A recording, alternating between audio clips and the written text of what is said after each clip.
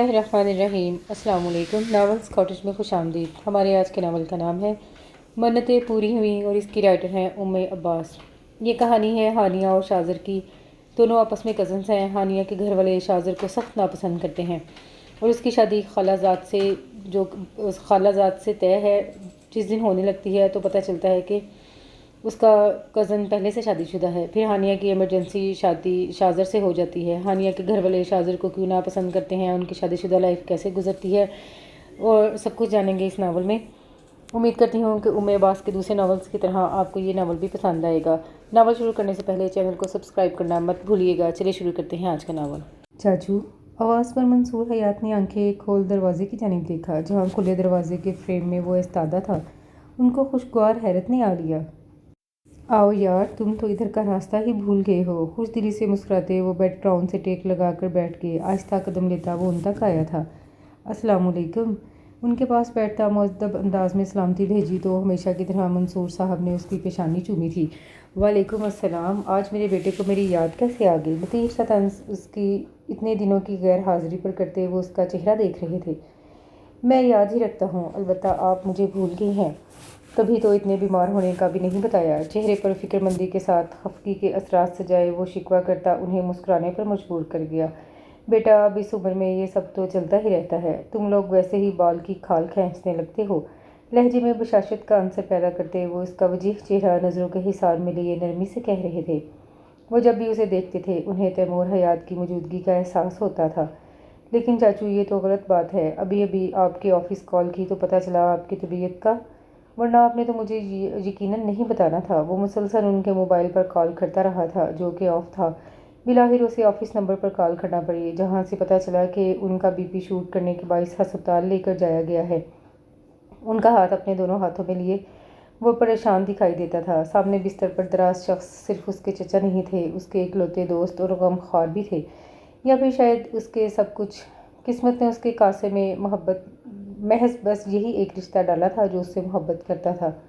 मत हुआ करो मेरे लिए इतना परेशान बेटा, इसीलिए नहीं बताया था तुम्हें। उसका गाल थपथपाकर वो मोहब्बत से उसे टोक गए।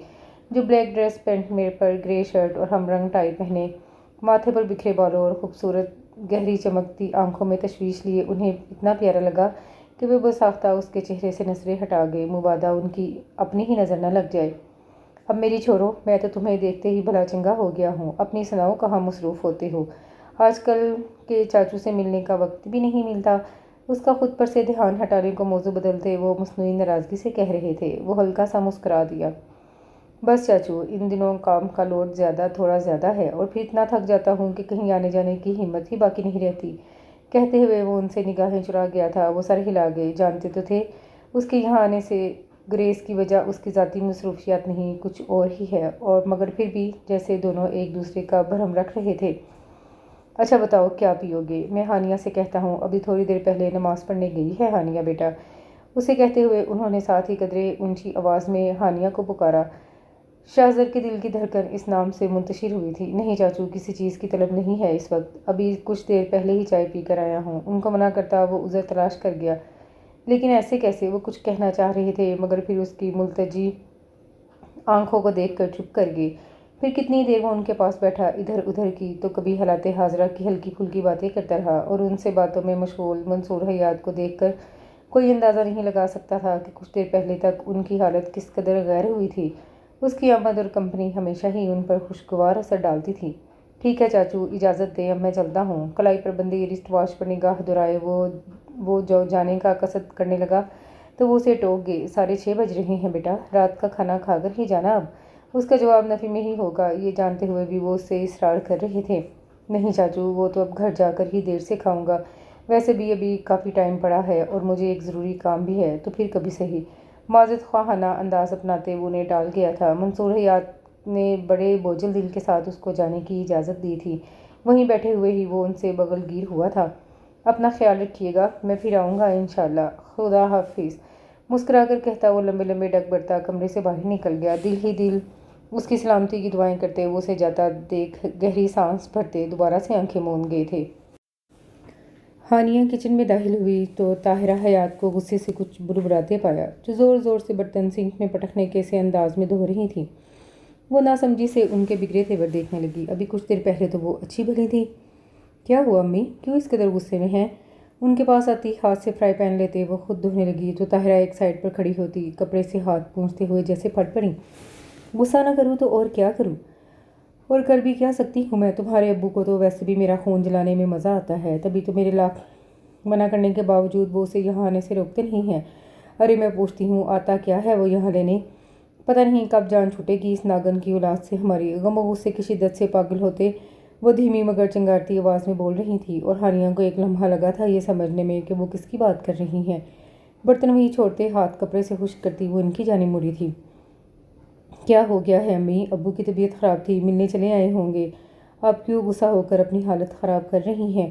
ان کے شانے پر بازو دراز کرتی وہ لجاجت سے کہتی انہیں شانت کرنے لگی تو اسے گھور کر دیکھتے انہوں نے اپنے شانے پر دھرا اس کا ہاتھ جھٹکا تھا۔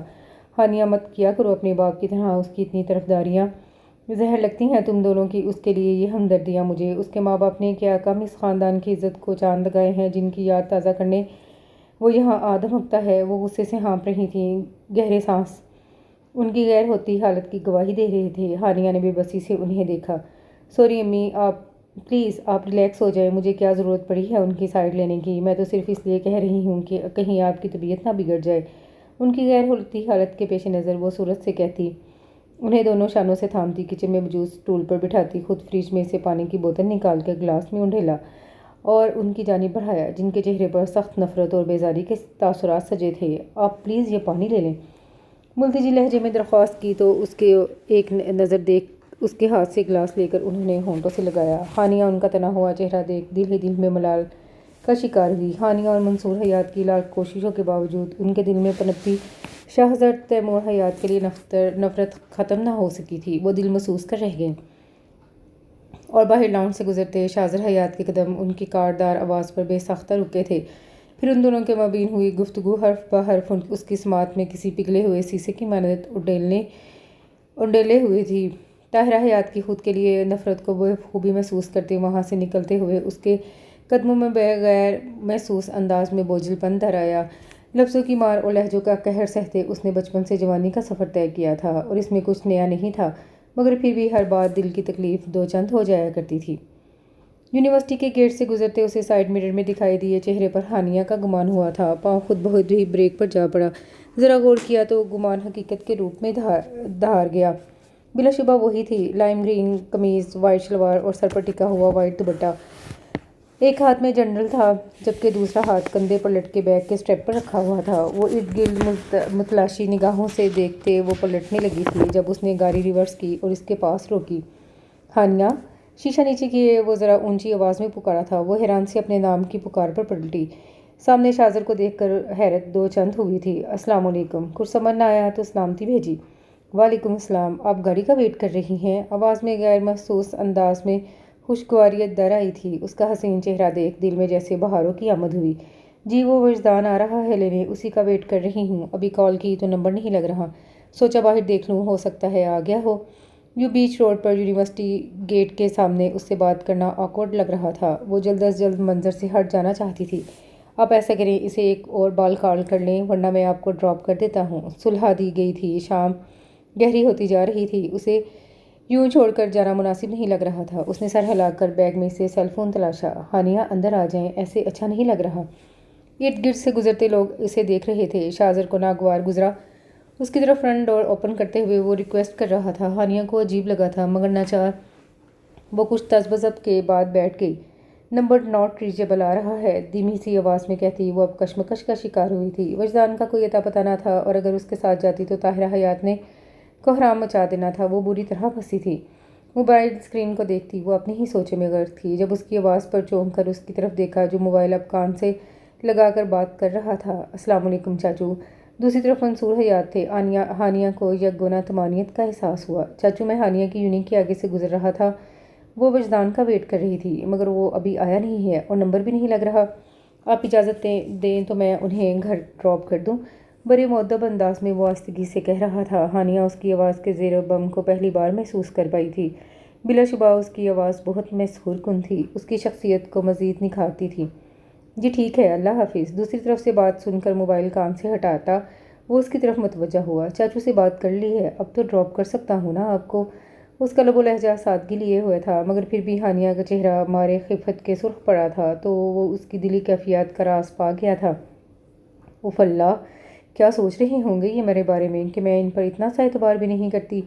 اس کا دل نرم دل پر بل میں موم ہوا، سر اسبات میں ہلایا تھا۔ وہ اشارہ ملتے ہی گاڑی آگے بڑھا گیا۔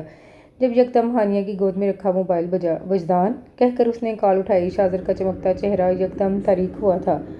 السلام علیکم، کہاں رہ گئے ہو؟ جھجلاہٹ سے بول لی تو شاذر کی سماعتیں اسی آواز میں کہیں بھٹک گئیں۔ اچھا ٹھیک ہے، میں گھر جا رہی ہوں، شاذر ڈراپ کر دیں گے مجھے؟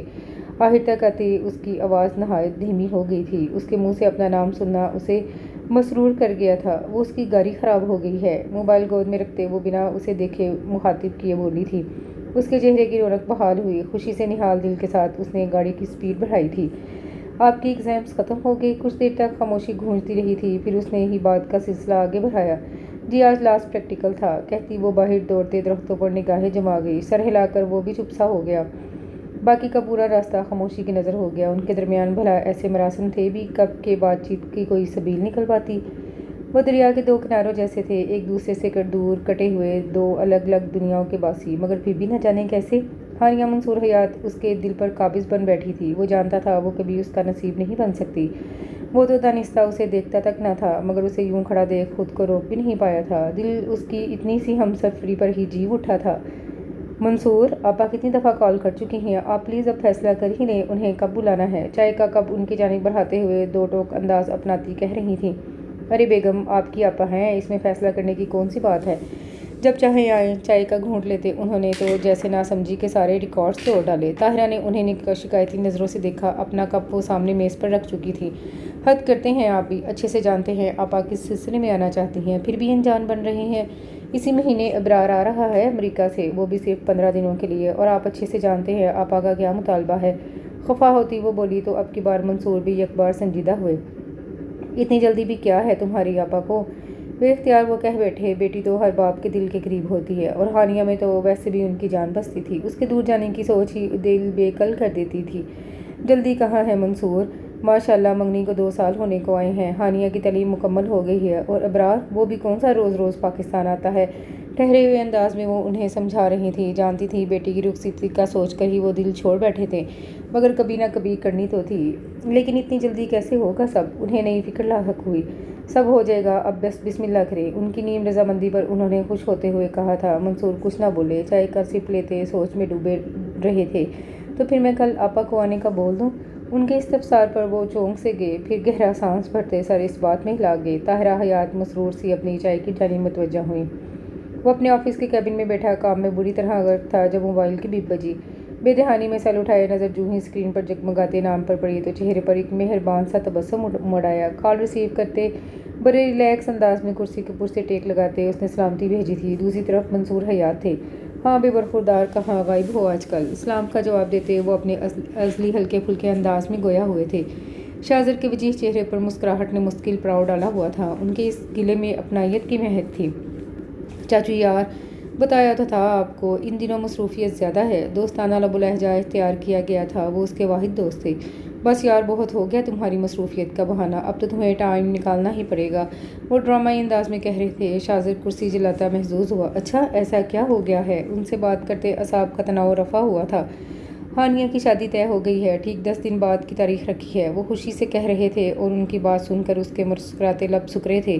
یکدم وہ سیدھا ہوا تھا۔ جس چہرے پر کچھ پل قبل ایک خوبصورت سی مسکان تھی، وہاں اب صرف کرب کی کیفیت مرکم تھی۔ منصور حیات اور بھی بہت کچھ کہہ رہے تھے، مگر اس کی سماعتیں سننے سے انکاری تھی۔ آنکھوں کی جلن میں یکدم اضافہ ہوا تھا۔ بہت کچھ مشکل سے خود کو کمپوز کرتے وہ فون کی جانب دوبارہ متوجہ ہوا۔ ذہن بری طرح منتشر ہوا تھا۔ بہت مبارک ہو آپ کو، وہ نہیں جانتا تھا یہ جملہ کہنے کے لیے اس نے کہاں سے ہمت مجتمع کی تھی۔ اب تو تمہیں آنا ہی پڑے گا، خبردار جو انکار کیا تو۔ اس کی حالت سے بے خبر وہ حق جتاتے ہوئے کہہ رہے تھے۔ جی میں حاضر ہو جاؤں گا۔ وہ مشکل آواز کا توازن بحال رکھا تھا، پھر الوداعی کلمات کہتے جیسے ہی فون بند ہوا وہ ڈہ جانے کے سے انداز میں پیچھے ٹیک لگا گیا۔ آنکھوں میں ہلکی سی نمی لاکھ نہ چاہنے کے باوجود اتر آئی تھی۔ اوہ ہو شاذر حیات، اتنے حیران کیوں ہو؟ یہ تو ایک دن ہونا ہی تھا، وہ تمہاری تو کسی صورت نہیں ہو سکتی تھی، بھلے تم سونے کے ہی بن کر کیوں نہ آ جاتے۔ اس کے قابل پھر بھی نہ جانے جاتے، اور مان لو جو تمہارا کبھی تھا ہی نہیں، اس کے کھو جانے کا کیا غم۔ انتہائی اذیت سے وہ تصور میں خود سے ہی مخاطب اپنی ہی ذات کو تمسخر کا نشانہ بنا رہا تھا۔ بائیں آنکھ سے ایک آنسو لکیر بناتا اس کی کن پٹی میں کہیں معدوم ہو گیا۔ اندر کوئی دل کی بستی بسنے سے پہلے ہی اجڑ جانے پر نوحق نہ تھا۔ دن تو جیسے پڑ لگا کر اڑ رہے تھے۔ آج اس کی مہندی کا دن تھا، جس کا سارا انتظام گھر کے بڑھے سے لان میں کیا گیا تھا۔ حیات ولا میں خوب رونق لگی ہوئی تھی، حسن کی بہار اتری ہوئی تھی، تو خوشنما قہقہوں سے ایک مدت کے بعد اس گھر کے در و دیوار آشنا ہوئے تھے۔ پورا خاندان اکٹھا تھا ایک ہی چھت تلے۔ لندن سے ان کے بڑے تایا غفور حیات بما فیملی کے آن موجود تھے، تو کراچی میں مقیم ان کی اکلوتی پھپھو بھی اپنے بچوں کے ساتھ پہنچ چکی تھی۔ لان کے سارے ارینجمنٹس کی ذمہ داری شاہزر اور وجدان کو سونپی گئی تھی، جسے ان دونوں نے بخوبی نبھایا تھا۔ برقی کمکموں اور تازہ گیندے اور موتیوں کے پھولوں کی سجاوٹ نے ماحول کو دلکش اور معطر کر دیا تھا۔ شاہزر کام میں بری طرح سے پھنسا ہوا تھا۔ منصور حیات نے اپنی آدھی سے زیادہ ذمہ داری اس کے کاندھوں پر ڈال دی تھی، جسے وہ بوجھل ہوئی کیفیت کے باوجود احسن طریقے سے نبھا رہا تھا۔ وقت نے اسے اپنا زخم دل چھپانا اور اس پر متضاد مسکرانا بھی سکھا دیا تھا، اور اب تو کبھی کبھی اسے خود بھی حیرت ہوتی تھی کس درجہ کمال سے اس کے تاثرات اور ساکنات اس کی دلی کیفیت و احساسات کی نفی کر رہے ہوتے تھے۔ وہ فریب گر بن چکا تھا، دوسروں کے ساتھ ساتھ شاید خود کو بھی دھوکہ دینا سیکھ گیا تھا۔ ابھی بھی وہ بازار سے واپس آیا تھا۔ ہانیہ کے لیے فریش پھولوں کے گجرے اور دیگر پھولوں کے زیورات لانا وجدان کے سپرد تھا، مگر عین وقت پر وہ اسے بول خود تیار ہونے چل دیا۔ گاڑی سے اترا تو پورچ میں ہی غفور حیات کسی سے کال پر مصروف گفتگو تھے۔ ان کے بیوی بچے پہلے آ گئے تھے، جبکہ وہ آج کچھ کاروباری مصروفیات کے باعث تاخیر سے پہنچے تھے۔ انہیں دیکھ وہ بھی وہیں کچھ فاصلے پر رک گیا۔ غفور حیات نے ایک سرسری سی نگاہ اس کی جانب کی تھی، پھر اسے یوں ہی نظر انداز کیے فون پر مگن رہے۔ آنکھوں میں تو کوئی اپنائیت نہیں جاگی تھی، اور نہ ہی چہرے پر پرشفیق تاثر ابھرا تھا۔ وہ سر جھکائے کھڑا رہا یہاں تک کہ وہ فون بند کر چکے تھے۔ السلام علیکم۔ وہ انہیں فرصت ملی دیکھ وہ شائستگی سے بولا تو انہوں نے سپاٹ سی نظریں اس پر ڈالی تھی۔ وعلیکم السلام، کیسے ہو؟ روکھی سی آواز، بے تاثر سا لہجہ جس کا وہ عادی ہو چلا تھا۔ نہ تو اس سے ہاتھ ملایا، نہ ہی گلے لگایا۔ شاہزر کا دل شناکے سے ٹوٹا، مگر بنا آواز ٹوٹے دل کی صدا سننے کو دل سے دل کا رابطہ ہونا ضروری ہوتا ہے، جو یہاں مفقود تھا۔ الحمدللہ ٹھیک ہوں، آپ کیسے ہیں؟ سفر بغیر گزرا؟ مؤدب سا کہتا ہوا تیمور حیات کی پرچھائی لگتا تھا، مگر پھر بھی حیات ولا کے مکین اس کے لیے دل کشادہ نہیں کر پائے تھے۔ ٹھیک ہوں میں، اور سفر بھی ٹھیک تھا۔ اس پر سے نظریں ہٹائے کہہ کر اب وہ اس کے پاس سے گزرتے اندر کی طرف بڑھ رہے تھے، جب انہیں دروازے کے فریم میں کھڑے منصور حیات کو دیکھ کر لمحہ بھر کو رکے تھے۔ ان کی آنکھوں میں افسوس اور چہرے پر ان کے رویے کی بدولت تکلیف کے آثار تھے۔ وہ سب جان کر بھی سر جھٹکتے اندر بڑھ گئے۔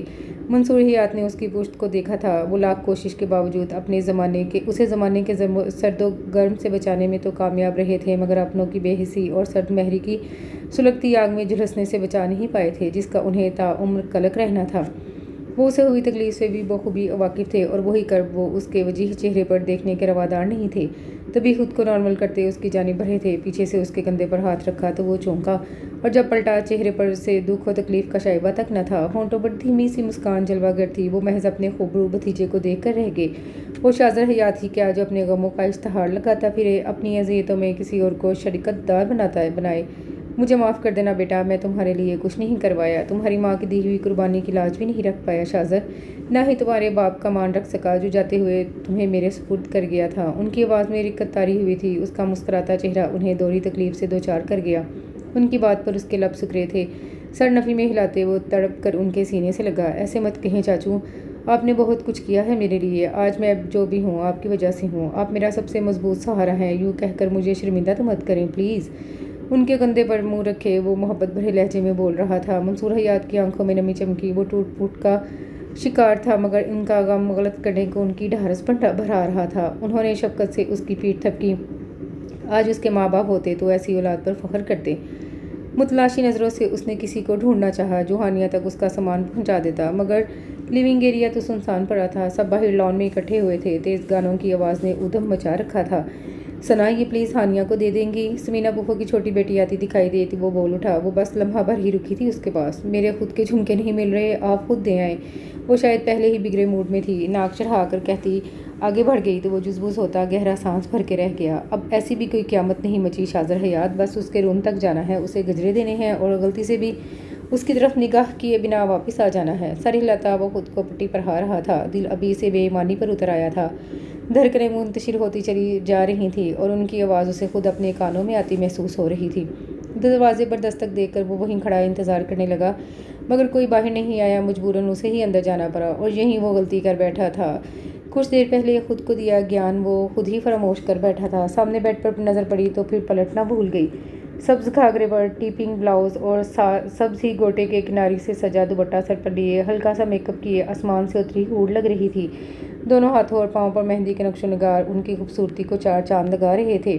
گاؤں تکیے سے ٹیک لگائے وہ آرام دہ سی حالت میں بیٹھی، شاید مہندی سوکھنے کا ہی انتظار کر رہی تھی۔ اسے دیکھ کر سرت سے سیدھی ہوئی۔ اس کی آمد اس کے لیے بھی غیر متوقع تھی۔ آنکھوں میں حیرت امڑ سی آئی۔ جلد ہی اپنی حیرت پر قابو پاتے اس نے اس کی طرف ایک بے ریا سی مسکراہٹ لیے دیکھا۔ اسے یوں ہی محب سا خود کو دیکھتا پا کر وہ نروس ہوئی تھی، تبھی نظریں چرا کر ادھر ادھر دیکھنے لگی۔ شاہزر جیسے ہوش میں آیا، ضدی بچے کی طرح مچلتے دل کو سرزنش کی۔ خود بھی اس کی بے اختیاری پر ملامت نے آن لیا۔ پہلے بھی تو کتنی بار اس سے سامنا ہوا تھا، مگر بھولے سے بھی کبھی اس نے اپنا راز دل اس پر عیاں نہ ہونے دیا تھا۔ پھر آج جب وہ کسی اور کے نام کی مہندی اپنے ہاتھوں میں سجائے بیٹھی تھی تو کیوں کر اپنا بھرم کھوتا؟ اس پریوش کے سحر انگیز سراپے سے نظریں چراتا وہ اپنا چہرہ بے تاثر بناتا سامنے دیوار پر نظریں جما گیا۔ یہ آپ کے گجرے دینے آیا تھا، ہاتھ آگے کرتا وہ بڑی مشکل سے مستحکم آواز میں کہہ پایا تھا۔ اس کی بات پر ہانیہ نے ایک نظر اسے دیکھا اور پھر اپنے مہندی لگے ہاتھوں کو۔ آپ پلیز انہیں یہاں رکھ دیں، لجاجت بھری آواز میں آہستگی سے کہتی وہ آنکھوں سے بیڈ کی پائنتی کی جانب اشارہ کر رہی تھی۔ ایک سرسری سی نظر اس پر ڈال کر وہ چلتا ہوا آیا تھا۔ شاپر وہاں رکھ کر وہ سرت سے پلٹا تھا۔ اس بار اس پر نگاہ کرنے کی غلطی نہیں کی تھی۔ دروازے کے پاس جا کر وہ رکا تھا، بنا پلٹے وہ بولا، ہانیہ، اور وہ جو اسے جاتا دیکھ کر اس کی جانب متوجہ تھی بمشکل اس کی مدھم آواز سن پائی تھی۔ زندگی کا یہ نیا سفر آپ کو بہت بہت مبارک ہو۔ میری دعا ہے آپ ہمیشہ خوش و آباد رہیں۔ بھاری ہوئی گمبھیر آواز میں کہتا وہ باہر نکلتا چلا گیا۔ وہ بند ہوئے دروازے کو دیکھتی رہ گئی۔ اسے باہر لان میں لا کر تازہ پھولوں سے سجے جھولے پر بٹھایا گیا تھا۔ سبھی کزنز اس کے گرد جمگھٹا سا بنائے ہوئے تھے۔ کہکہو اور ہنسی مذاق کا دور چل رہا تھا، اور سب کے درمیان وہ شرمائی سی چاند چہرہ لیے بیٹھی اس کا دل دھڑکا رہی تھی۔ دور سے اسے دیکھ کر وہ نظریں چرا رہا تھا، پر دل تھا کہ آج کوئی بھی دلیل، کوئی بھی اخلاقی درس سننے کو تیار نہ تھا۔ سبھی بھروں کے چہرے خوشی سے جگمگا رہے تھے۔ طاہرہ حیات کے لبوں سے مسکراہٹ ایک پل کو جدا نہ ہوتی تھی۔ وہ الگ بات کہ بیٹی کی جدائی کا سوچ کر آنکھیں بھیگ بھیگ جاتی تھیں۔ وہاں ہر فرد مگن سا تھا، کہنے کو وہ اس کے اپنے تھے، مگر رشتے تو احساس کے ہوتے ہیں۔ جہاں احساسات مر جائیں وہاں رشتہ جتنا قریبی کیوں نہ ہو، تعلق ریت کی دیوار ثابت ہوتے ہیں۔ دلوں کا فاصلہ طے ہونا پانا ممکن رہتا بھی نہیں ہے۔ وہ پچھلے 2 دن سے زیادہ تر حیات ولا ہی پایا گیا تھا، مگر صرف باہر کے ہی کام دیکھ رہا تھا، گھر میں بہت کم دیکھا گیا تھا۔ اس نے وہ غلطی نہیں دہرائی تھی جو اس سے پہلے دن ہوئی تھی۔ وہ جو ہی حیات ولا میں داخل ہوا تھا، منصور حیات نے اپنی ازلی گرمجوشی سے اس کا استقبال کیا۔ اس سے بغل گیر ہوتے وہ اسے لیے اندر کی جانب بڑھے تھے جب راہداری میں انہیں ایک کال آ گئی۔ وہ کال ریسیو کرتے باہر کی طرف دوبارہ مڑ گئے۔ وہ وہیں شدومت میں پڑا کھڑا رہ گیا۔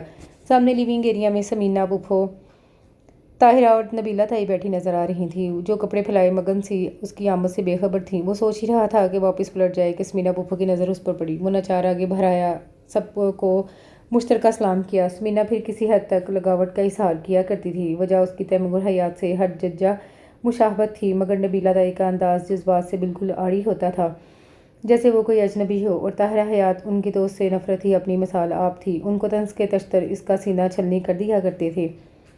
اب کیا یہیں کھڑے رہو گے؟ حال احوال جاننے کے بعد بھی جب وہ وہیں کھڑا رہا تو طاہرہ سے برداشت نہیں ہوا۔ وہ چاچو کا ویٹ کر رہا تھا۔ خفت کے مارے اس کی رنگت میں سرخی گھلی تھی۔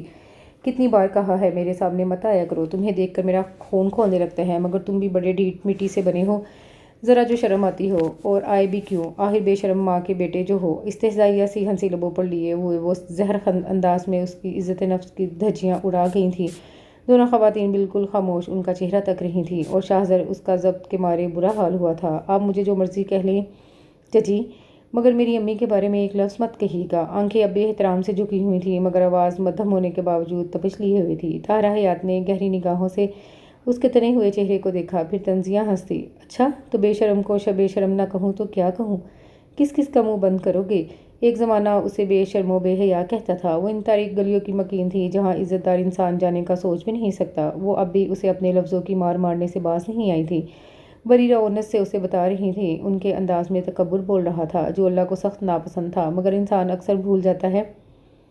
نبیلہ تائی کے لبوں پر بھی تمسخرانہ سا ہلکا تبسم تھا۔ وہ خود کو کچھ بھی سخت کہنے سے روکتا ہوا وہاں سے نکل گیا، اور پھر دانستہ اس نے خود کو ان کی نظروں سے اوجھل کر لیا تھا۔ اب بھی وہ سب سے الگ، سب سے بہت دور کھڑا ان کی خوشیوں سے دھمکتے چہرے دیکھ رہا تھا۔ کسی کو اس کی کمی محسوس نہیں ہوئی تھی سوائے منصور حیات کے۔ وہ آئے تھے اس کے پاس اور اسے ساتھ چلنے کا کہا تھا، مگر وہ سر درد کا بہانہ بنا کر معذرت کرتا ان سے اجازت طلب کر رہا تھا۔ وہ چاہتے تو نہیں تھے، مگر اس کا ستا ہوا چہرہ اور سرخ ہوئی آنکھیں دیکھ اسے جانے کی اجازت دے دی تھی۔ ان سے ملتا ہوا وہ دانستہ اسٹیج کی جانب دیکھنے سے گریز کرتا وہاں سے نکل آیا تھا۔ گھر واپس آ کر اس نے کپڑے بدلنے کا بھی تردد نہیں کیا تھا، ویسے ہی بستر پر آرا ترچھا سا لیٹ گیا تھا۔ وجود پر عجب پسماندگی سی چھائی ہوئی تھی، نیند ان آنکھوں سے روٹھی ہوئی تھی جیسے، مگر پھر بھی وہ آنکھیں بند کیے پڑا رہا۔ میرج ہال مہمانوں سے بھرا تھا، کچھ مہمان ابھی بھی آ رہے تھے، بارات آنے میں کچھ وقت تھا۔ زہرا آپا کی کال آئی تھی۔ منصور حیات وجدان اور شاہزر انٹرس پر کھڑے تھے جب ایک لڑکی ان کی طرف آتی دکھائی دی۔ سادہ سے جینس اور ٹاپ میں ملبوس، دیکھ لگتا نہیں تھا وہ شادی اٹینڈ کرنے آئی ہو۔ ساتھ 3-4 سالہ بچہ تھا، اس کے ساتھ ایک اور لڑکی تھی، وہ بھی سادہ سے حلیے میں تھی۔ دوسری لڑکی کے اشارے کرنے پر وہ منصور حیات کی جانب آئی۔ السلام علیکم انکل، آپ برائڈ کے فادر ہیں؟ اس غیر متوقع سوال پر وہ چونک کر اس کی طرف دیکھنے لگے۔ شاہزر بھی ماتھے پر الجھن کی لکیریں لیے اس کی طرف متوجہ ہوا تھا، اور پھر منظر بدل گیا۔ برائڈل روم میں اس وقت ایک ہجوم سا امڑ آیا تھا۔ حیات ولا کے سبھی بڑے جمع تھے، سب کے سب شرشتر تھے جیسے انہیں سانپ سونگھ گیا ہو۔ طاہرہ حیات کا چہرہ لٹکنے مانند سفید پڑ گیا۔ منصور حیات کے ماتھے پر پسینہ چمک رہا تھا، پر چہرہ بے تاثر سا تھا، جبکہ ہانیہ تو بس ٹکر ٹکر اس لڑکی کو دیکھ رہی تھی جو مسلسل بول رہی تھی۔ سامنے میز پر اس کا نکاح نامہ موجود تھا، اس کی شادی کی اور ویسے بھی عام روٹین کی کئی تصاویریں اپنے موبائل پر وہ دکھا رہی تھی، کچھ ویڈیوز بھی تھیں، انکار کی کوئی گنجائش بچی ہی نہیں تھی۔ وہ ابرار کی فارنر بیوی تھی، وہ پاکستانی نژاد امریکی شہری تھی۔ انکل سو سوری، میں جانتی ہوں یہ سب آپ کے لیے تکلیف دہ ہے، کسی بھی باپ کے لیے شادی کے دن اس طرح کا سچ سننا مشکل ہوگا، مگر آپ کی بیٹی ایک بہت بڑے دھوکے سے بچ گئی ہے، مجھے دیر سے پتہ چلا ورنہ شاید اس کی نوبت نہ آتی۔ وہ شرمسار سی کہہ رہی تھی، اس کے رکھ رکھاؤ بتا رہے تھے وہ کسی اچھی خاندانی پس منظر سے تعلق رکھتی ہے۔ نہیں بیٹا، آپ کیوں معافی مانگے، غلطی ہماری ہے جو بغیر جانچ پڑتال کے اسے بیٹی بیاہنے چلے تھے۔ وہ اس سب کے دوران پہلی بار بولے تھے، آواز میں سختی آ گئی تھی، سبھی اس نئی پڑی افتاد پر مزمل سے دکھائی دے رہے تھے۔ منصور تم فون کرو زہرا کو، آخر وہ ایسا کیسے کر سکتی ہے، جانتے بھی ہو کہ بیٹا وہاں شادی کر چکا ہے، جانتے ہوئے بھی کہ بیٹا وہاں شادی کر چکا ہے، پھر بھی ہماری بچی کے ساتھ اتنی زیادتی کرنے چلی ہے۔ غفور حیات کی گرجدار آواز میں اشتعال کی چنگاریاں تھیں۔ اپنی آپا کو کال کرو اور کہو بارات لانے کی کوئی ضرورت نہیں ہے، جتنی عزت انہوں نے ہمیں بخشی ہے بس کافی ہے، مزید تماشا کرنے کی کوشش کی تو میں ذرا برابر لحاظ نہیں کروں گا۔ چٹانوں سے سختی لیے وہ درست آواز میں دبا دبا سا چلائے تھے۔ طاہرہ حیات ان کو پہلی بار اس قدر غضبناک موڈ میں دیکھ کر دہل گئی تھیں۔ سر ہلاتی وہ خشک ہوا گلا تر کرتی لرزتے ہاتھوں سے موبائل نمبر ڈائل کرنے لگی تھیں۔ میں اب چلتی ہوں انکل، جو پریشانی کا باعث بنی اس کے لیے معذرت۔ میں اسے ایک لمحہ توقف کیے بنا چھوڑ دیتی اگر وہ میرے بیٹے کا باپ نہ ہوتا، مگر اب میں اسے ساتھ لے کر جاؤں گی تو وہ تمام عمر پاکستان آنے کو ترسے گا، اور یہی سزا ہوگی اس کے لیے بھی اور اس کی فیملی کے لیے بھی، جو سب جان کر بھی یہ سب کرنے چلے تھے۔ اٹل لہجے میں بولی تو منصور حیات نے اس کے سر پر ہاتھ رکھا۔ شکریہ بیٹی، تمہاری وجہ سے میری بیٹی بچ گئی ان کے چنگل سے، اور پھر وہ وہاں سے چلی گئی۔ کچھ فاصلے پر طاہرہ حیات موبائل کان سے لگائے دوسری جانب سے کال پک ہونے کی منتظر تھی۔ ہاں طاہرہ، بس نکلنے والے ہیں۔ دوسری طرف سے زہرا آپا کی عجلت میں ڈوبی آواز آئی۔ کیوں آپا، کیا بگاڑا تھا میں نے آپ کا جو یہ صلہ دیا ہے آپ نے اپنے ایک بچے کے باپ سے؟ میری بیٹی کی شادی کرنے چلی تھی آپ؟ غم و غصے سے ان کی سانسیں اتھل پتھل ہوئی جا رہی تھیں، اور دوسری جانب یہ انکشاف سن کر سکتہ سا چھا گیا تھا۔ یہ کیا بول رہی ہو طاہرہ، کس نے یہ افواہ پھیلائی ہے؟ ان کی لڑکھڑائی ہوئی آواز ان کے جھوٹ کی چغلی کھا رہی تھی۔ اس کی بیوی خود اپنے بچے کے ساتھ آئی تھی، اور فکر مت کریں کچھ دیر میں وہاں بھی پہنچتی ہوگی۔ اب آپ اپنے بیٹے کی خیر منائیں اور مہربانی کر کے ادھر کا رخ مت کیجیے گا، ورنہ منصور کو روک پانا میرے بھی بس میں نہیں ہوگا، اور میں اس بار انہیں روکنا چاہوں گی بھی نہیں۔ فون بند کرتے ان کی آنکھوں سے آنسو جاری ہوئے تھے۔ وہ جا کر ہانیہ کے پاس صوفے پر کسی ہارے ہوئے جواری کی طرح بیٹھی تھیں۔ چوٹ بھی تو وہاں سے لگی تھی جہاں سے کوئی امید نہیں تھی۔ اب کیا ہوگا منصور؟ باہر مہمان بیٹھے ہیں، کیا جواب دیں گے سب کو؟ غفور حیات اب آگے کا لائحہ عمل سوچ رہے تھے۔ منصور حیات کسی سوچ میں بری طرح غلطہ تھے، کوئی جواب تک نہ دیا۔ پتہ نہیں کیوں ہر بار ہمارا خاندان ہی تماشا بن جاتا ہے۔ دمیلا کو متوقع چہمگوئیاں پریشان کرنے لگی تھیں۔ طاہرہ نے بری آس سے ان کی جانب دیکھا، وہ اٹھ کر ان کے پاس آتے ان کا ہاتھ پکڑ گئی۔ نبیلہ بھابی، آپ میری ہانیہ کو اپنا لیں، ورنہ میری بچی کی زندگی برباد ہو جائے گی۔ لوگ کب دیکھتے ہیں غلطی کس کی ہے، ملبہ تو سارا لڑکی پر ہی آ گرتا ہے۔ وہ بھیکھی آنکھوں سے منت کر رہی تھیں۔ اس وقت وہ صرف ایک ماں تھی۔ نبیلہ نے ایک نظر شوہر کو دیکھا اور پھر رسانیہ سے ان کے ہاتھ سے اپنا ہاتھ نکالا۔ کیسی باتیں کر رہی ہو طاہرہ، میرا فہد تو ہانیہ سے بھی 2 سال چھوٹا ہے، اور باہر ملکوں کے بچے کہاں ماں باپ کی مرضیوں پر شادی کرتے ہیں۔ مجبور نظر آتے وہ کہہ کر اپنا پلہ جھاڑ گئی تھی۔ منصور نے بڑے بھائی کی طرف دیکھا تو وہ نظریں چرا گئے۔ مزید کچھ بھی کہنا بے سود تھا۔ ہانیہ بس چپ چاپ سب سمجھنے کی کوشش میں پھٹی پھٹی آنکھیں لیے ان سب کو دیکھ اور سن رہی تھی۔ منصور حیات نے اس کے سر پر ہاتھ رکھا تھا، پھر اس کے پاس بیٹھے۔ ہانیہ بچے، اگر میں تمہارے لیے کوئی فیصلہ کروں تو کوئی اعتراض تو نہیں ہوگا تمہیں؟ ان کی نظروں سے کسی فیصلے پر پہنچ جانے کے بعد سکون کی کیفیت رقم تھی۔ وہ ان کو دیکھتی رہ گئی اور ذرا توقف کے بعد اس نے سر نفی میں ہلا دیا۔ منصور حیات مسکرا دیے۔ جیتی رہو بیٹا۔ اس کی اس قدر فرمانبرداری نے انہیں مسرور کیا تھا۔ فخریہ نظروں سے نبیلہ اور غفور حیات کو دیکھ کر بنا کچھ کہے بھی بہت کچھ جتا دیا تھا۔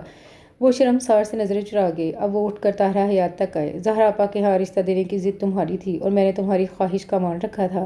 اب ہانیہ کے لیے جو فیصلہ میں کروں گا وہ تم مانو گی، اور اس بار میں تمہاری ایک نہیں سنوں گا۔ وہ ٹوک لہجے میں کہتے وہ باہر چلے گئے تھے۔ وہ سر جھکا گئیں، کچھ بولنے لائق رہی ہی کب تھی، اور پیچھے سب تحیر میں ڈوبے ان کے فیصلے کے بارے میں سوچ رہے تھے۔ وہ اب بھی شوق کی کیفیت میں تھا، جیسے بے یقینی کے زیر اثر ہو یا کسی خواب میں جی رہا ہو۔ اب سے ٹھیک 20 منٹ پہلے اس کا نکاح ہوا تھا اور ہانیہ منصور اس کے پہلو میں ہانیہ شاذر حیات بنی بیٹھی تھی۔ منصور حیات نے اس سے پوچھا نہیں تھا، بلکہ بہت مان سے حق جتاتے ہوئے اسے بتایا تھا وہ اس کا نکاح ہانیہ سے کر رہے ہیں۔ انکار کی گنجائش تو نہ تو نکلتی تھی اور نہ ہی اس کا دل اسے اس کی اجازت دے رہا تھا۔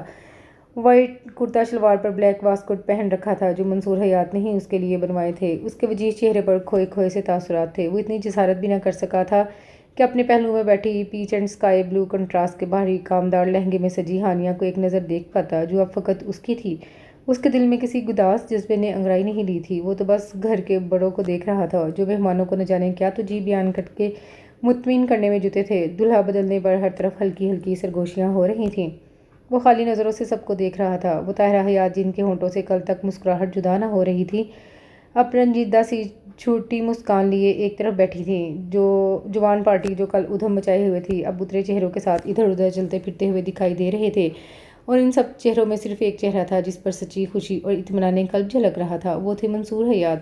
ان کی تو جیسے کوئی دیرینہ خواہش پایا تکمیل کو پہنچی تھی۔ وہ کسی سے بات کر رہے تھے جب اس کی نظریں خود پر جمی محسوس کر کے اس کی جانب دیکھا تھا اور پھر خوش دلی سے مسکرا دیے۔ جواب میں ایک پھسکی سی مسکان نے اس کے چہرے کا طواف بھی کیا تھا۔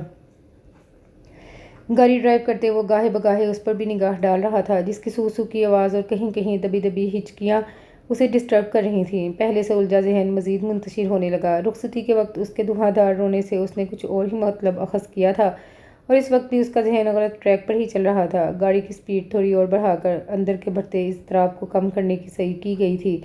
پورچ میں آ کر گاڑی رکی تھی۔ وہ سرعت سے باہر نکلا اور دوسری جانب آ کر اس کی طرف کا ڈور کھولے منتظر کھڑا تھا۔ وہ چہرہ صاف کرتی، ایک نگاہ اس کے سپاٹ ہوئے چہرے پر ڈالتی، لہنگا سنبھالتی آہستگی سے باہر نکلی۔ وہ اس کی طرف دیکھنے سے اجتناب برت رہا تھا۔ اب وہ اس کی پیروی میں آگے بڑھ رہی تھی۔ باہر پورچ میں لائٹ جل رہی تھی مگر اندر گھپ اندھیرے کا راز تھا، بالکل اپنے مکین کے دل کی طرح۔ ساتھ ساتھ لائٹس روشن کرتا ہوا وہ آگے بڑھ رہا تھا۔ اس نے ایک بار بھی پیچھے مڑ کر اسے نہیں دیکھا جو بھاری کامدار لہنگے میں وہ مشکل بنا سہارے کے چل رہی تھی۔ نگاہیں اس گھر کے در و دیوار کو تک رہی تھیں جو اس کے سگے تایا کا گھر تھا، مگر ابھی 22 سالہ زندگی میں وہ کبھی ادھر نہیں آئی تھی۔ سیڑھیاں چڑھتے اب وہ ایک کمرے میں داخل ہوا۔ وہ اس کی میت میں داخل ہوئی تو اس نے دیوار پر ہاتھ مارا۔ سارا کمرہ یکدم روشنی میں نہا گیا تھا۔ اب وہ اے سی کی جانب متوجہ ہوا۔ کولنگ سیٹ کی گئی تھی۔ بنا اس پر ایک نظر غلط کیے وہ انہی قدموں واپس ہو لیا تھا۔ ہانیہ نے گردن گھما کر اس کی چوڑی پشت کو دیکھا۔ اب وہ منک سی وہاں کھڑی تھی۔ کچھ دیر اس کی واپسی کا انتظار کرتی آخر تھک کر آگے بڑھی اور بیڈ کے کنارے پر بیٹھتی چلی گئی۔ صبح سے ہوئے پے در پہ واقعات ذہن کی اسکرین پر کسی فلم کی مانند چل رہے تھے۔ سب کچھ اتنا اچانک اور غیر متوقع تھا کہ وہ ٹھیک سے حیران بھی نہیں ہو پائی تھی۔ وہاں بیٹھے اسے 2 گھنٹے ہونے کو آئے تھے مگر وہ جو گیا تو پلٹنا بھول گیا تھا، اور شاید وہ پلٹنے کا روادار بھی نہ تھا۔ اس انتظار کو بے سود جان کر وہ اٹھی تھی۔ کمر تو پہلے ہی تختۂ مشق بنی ہوئی تھی، اب تو پورا وجود جیسے تھکن سے چور تھا۔ اوپر سے بے وقتی کا احساس، رگوں پے میں مجزدگی کی لہر دہرا گیا تھا۔ اٹھ کر سنگھار میں اس کے سامنے کھڑے ہوتے اس نے اپنے ہوش ربا سراپے پر ایک نظر دہرائی تھی۔ بے شک وہ خوبصورت لگ رہی تھی۔ مسلسل رونے سے آنکھوں میں اترا گلابی پن ان نینوں کو اور بھی قاتل بنا رہا تھا۔ بے اختیار وہ سبھی جملے یاد آئے جو اس کو دیکھ کر اس کی کزنز اور فرینڈز نے ابرار کا حوالہ دے کر اسے چھیڑنے کی غرض سے کہے تھے۔ انسان کیا سوچ کر بیٹھا ہوتا ہے اور قدرت کیا فیصلہ کیے ہوتی ہے، اس کا اندازہ ان چند گھنٹوں میں حیات ولا کے مکینوں کو اچھے سے ہو گیا تھا۔ اپنے زیورات اتار کر اس نے احتیاط سے دوپٹے کی پنیں نکالی۔ اس سے فراغت کے بعد اس نے کمرے میں واش روم کے لیے نگاہ دہرائی۔ وہاں جا کر چہرہ اچھے سے میک اپ سے مبارک کرتی وہ واپس آئی تھی۔ کپڑے تو تھے نہیں کہ چینج کرتی، لہذا انہی کپڑوں میں ہی آ کر بیڈ پر دراز ہوتے کمبل اوڑھا تھا اور سونے کے لیے آنکھیں موند لی۔ وہ دن بھر کی ذہنی اور جسمانی تھکن کا جس حد تک شکار تھی، سونے کے لیے زیادہ محنت کرنی بھی نہیں پڑی تھی۔ جلد ہی نیند کی آغوش میں جاتی وہ ہوش و خرچ سے بیگانہ ہوتی چلی گئی۔ دور کہیں سے فجر کی اذان کی آواز آئی۔ وہ جیسے ہڑبڑا کر کچی سی نیند سے بیدار ہوا تھا۔ ساری رات ٹیرس پر ٹہل کر گزارنے کے بعد کچھ دیر پہلے ہی وہ وہاں موجود کرسی پر نیم دراز سی حالت میں بیٹھا تھا۔ جو کچھ بھی آج ہوا تھا اس کے لیے ناقابل یقین ہونے کے ساتھ ساتھ ناقابل قبول بھی تھا۔ ذہن ہزار دلیلیں دے رہا تھا جو اس کے دل پر کاری ضرب کی مانند لگ رہی تھیں۔ اگر آج جو سب کچھ ہوا وہ نہ ہوتا تو کیا اسے ہانیہ حیات کے لیے قابل اعتنا سمجھا جاتا؟ حیات ولا کے مکینوں سے داماد کے روپ میں قبول کرتے؟ اس کا جواب تھا نہیں۔ وہ اسے بیٹے کے روپ میں آج تک قبول نہ کر پائے تو اس نئے رشتے کا کیسے اعزاز بخشتے؟ بحالت مجبوری وہ کچھ کر نہیں پائے تھے، مگر وہ جانتا تھا اس کی حیثیت ان کے دلوں میں رتی برابر بھی تبدیل نہیں ہوئی۔ یہ ایک مجبوری تھی، یہ ایک مجبوری میں لیا گیا فیصلہ تھا، اپنی عزت بچانے کو اٹھایا گیا قدم جس سے کوئی بھی دلی طور پر خوش نہیں تھا۔ اور ہانیہ، اس نے تو کبھی اس سے بات تک نہ کی تھی، اب زبردستی کا شوہر بنا کر اسے اس کے سر پر مسلط کر دیا گیا تھا، مگر یہ اسے کسی طور بھی گوارا نہیں تھا۔ وہ تو ایک عرصہ ہوا حیات خاندان کی خود سے نفرت محسوس کر کے خود کو ان سے بھی دور کر گیا تھا، پھر اس پر کیسے اب اجارہ داری کا کام قائم کر لیتا، یہ جان کر بھی کہ اس کے دل میں اس کے لیے محسوسات تو دور کی بات ہے، شاید عزت بھی نہیں ہے، تبھی تو پورا راستہ وہ خود پر آئی اس ناگہانی آفت پر گریہ زاری کرتی آئی تھی۔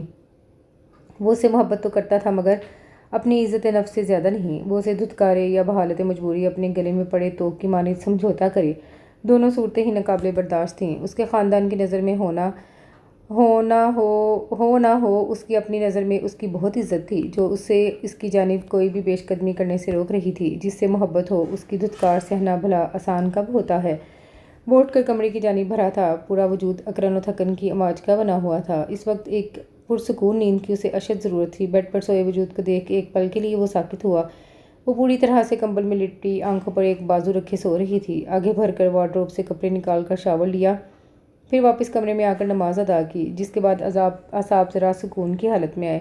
بستر کی جانب بڑھنے سے پہلے لائٹ بند کرتے زیرو بلب روشن کیا گیا تھا۔ ملگجی اندھیرے میں وہ بیڈ کی ایک جانب سکڑ کر سوئی نظر آ رہی تھی، دوسری جانب دراز ہوتے اس کی طرف پشت کی گئی تھی۔ آنکھیں بند کرتے اس نے ہر سوچ کو ذہن سے جھڑک دینا چاہا۔ کچھ ہی دیر میں وہ نیند کی وادی میں اتر چکا تھا۔ سوتے ہوئے بھی بے چینی اور اضطراب اس کے چہرے کا احاطہ کیے ہوئے تھے۔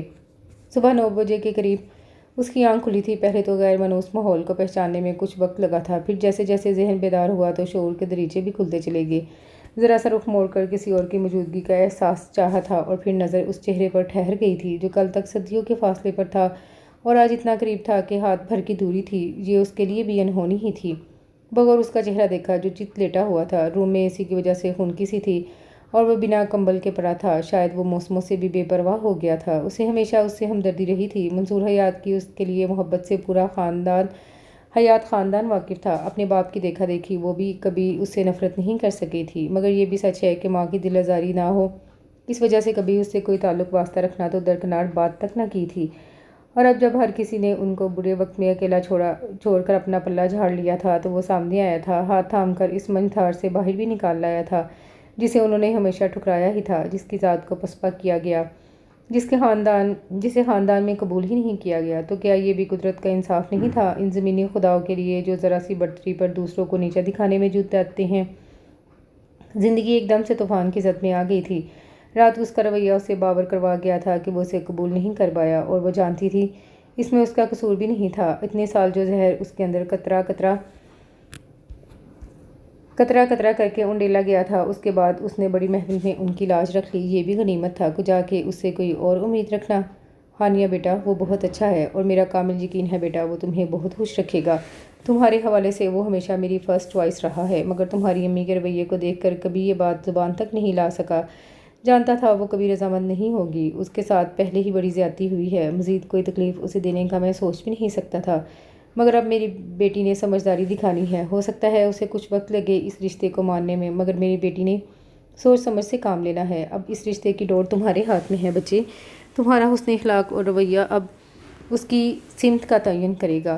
نکاح کے بعد برائڈل روم میں جب وہ اکیلی تھی تب اس کے پاس آ کر منصور حیات نے یہ الفاظ کہے تھے اور اس نے اپنے زرتار آنچل کے پلو سے جیسے ان کے لفظ کو باندھ لیا تھا۔ وہ جانتی تھی آئندہ اس کی ہمراہی میں سفر آسان نہیں ہوگا، کچھ عرصہ تو اسے بھی نارمل ہونے میں لگے گا، اسے خود ہی کوشش کرنی ہوگی، ہو سکتا ہے وہ اس سے بھی بدظن ہو۔ اب اسے اپنے بل بوتے پر اسے اپنا بنانا تھا اور وہ یہ کوشش ضرور کرے گی۔ وہ اس کے باپ کا انتخاب تھا جو کسی صورت غلط ہو ہی نہیں سکتا، بس اسے ذرا صبر سے کام لینا ہوگا۔ وہ پھر سے فطرتاً جو طبیعت کی تھی، عاجز اور بے ضرر سی، حالات کے مطابق خود کو جلدی ڈھال لینے والی، کبھی ہار نہ مان کر آگے بڑھنے والی، اب اس کی یہی خصوصیات ہی اس کا اس سفر میں زیادہ راہ ثابت ہونے والی تھیں۔ اس آہستگی سے اٹھ کر وہ واش روم گئی، کچھ دیر بعد گیلے چہرے کے ساتھ باہر آئی تو اب کی بار وہ کروٹ کے بل سو رہا تھا۔ کچھ سوچ کر وہ اس تک آئی اور احتیاط سے پاس پڑا کمبل اس کے لمبے چوڑے وجود پر ڈالا تھا۔ پلٹتے ہوئے بیڈ سائڈ ٹیبل پر دھرے فوٹو فریم نے اس کی توجہ اپنی جانب کھینچی۔ بلا شبہ وہ بہت خوبصورت تھیں۔ تیمور حیات ان کے دیوانے ہوئے دنیا سے ٹکر لے گئے تھے تو اس میں کچھ مذائقہ نہیں تھا۔ وہ تھیں ہی اس قابل کہ انہیں چاہا جاتا اور اس چہرے پر سجا نور ان کی معصومیت اور پاکیزگی کا گواہ تھا۔ تیمور حیات جسے وجاہت کا شہکار کہا جاتا تھا، ان کے پہلو میں کھڑی وہ چاند سی روشن چہرے کے ساتھ مسکرا رہی تھیں اور ان کی چمکتی بڑی بڑی بادامی ہیبت کی آنکھیں اس مسکراہٹ کا ساتھ خوب دے رہی تھیں۔ بے اختیار اس کی نگاہ بیڈ پر سوئے وجود پر گئی۔ اس کی بند آنکھیں بھی تو ایسی ہی تھیں، ساحر سی مقناطیسی کشش رکھنے والی۔ اس نے باقی سب نقوش تیمور حیات سے چرائے تھے مگر وہ آنکھیں مہر حیات کی سی تھیں۔ آرام سے وہ تصویر واپس رکھی تھی اور خود آ کر صوفے پر بیٹھی۔ وہ ابھی تک برائڈل ڈریس میں ملبوس تھی، پچھلے 15 گھنٹوں سے اس بھاری کامدار جوڑے کو پہنے ہوئی تھی اور اب اسے شدید الجھن ہونے لگی تھی، مگر ناچار اسے ابھی انتظار کرنا تھا شاہزر کے اٹھنے کا، کیونکہ اس کا سوٹ کیس وہ رات گھاڑی سے نکال کر لایا ہی نہیں تھا۔ مگر اسے زیادہ انتظار نہیں کرنا پڑا، آدھا گھنٹہ ہی اسے وہاں بیٹھے گزرا ہوگا جب اس کے ساکت وجود میں جنبش ہوئی تھی اور ساتھ ہی اس نے اپنی مندی آنکھیں کھولی تھیں۔ سامنے ہی صوفے پر بیٹھی ہانیہ کو دیکھ کر اس کی ساری نیند لمحے کے 1000ویں حصے میں الٹ چھو ہوئی اور وہ سورج سے اٹھ کر بیٹھ گیا۔ ہانیہ جو اسے بڑی محویت سے دیکھ رہی تھی، اسے یوں اٹھتا دیکھ کر جزبوز ہوتی ادھر ادھر دیکھنے لگی۔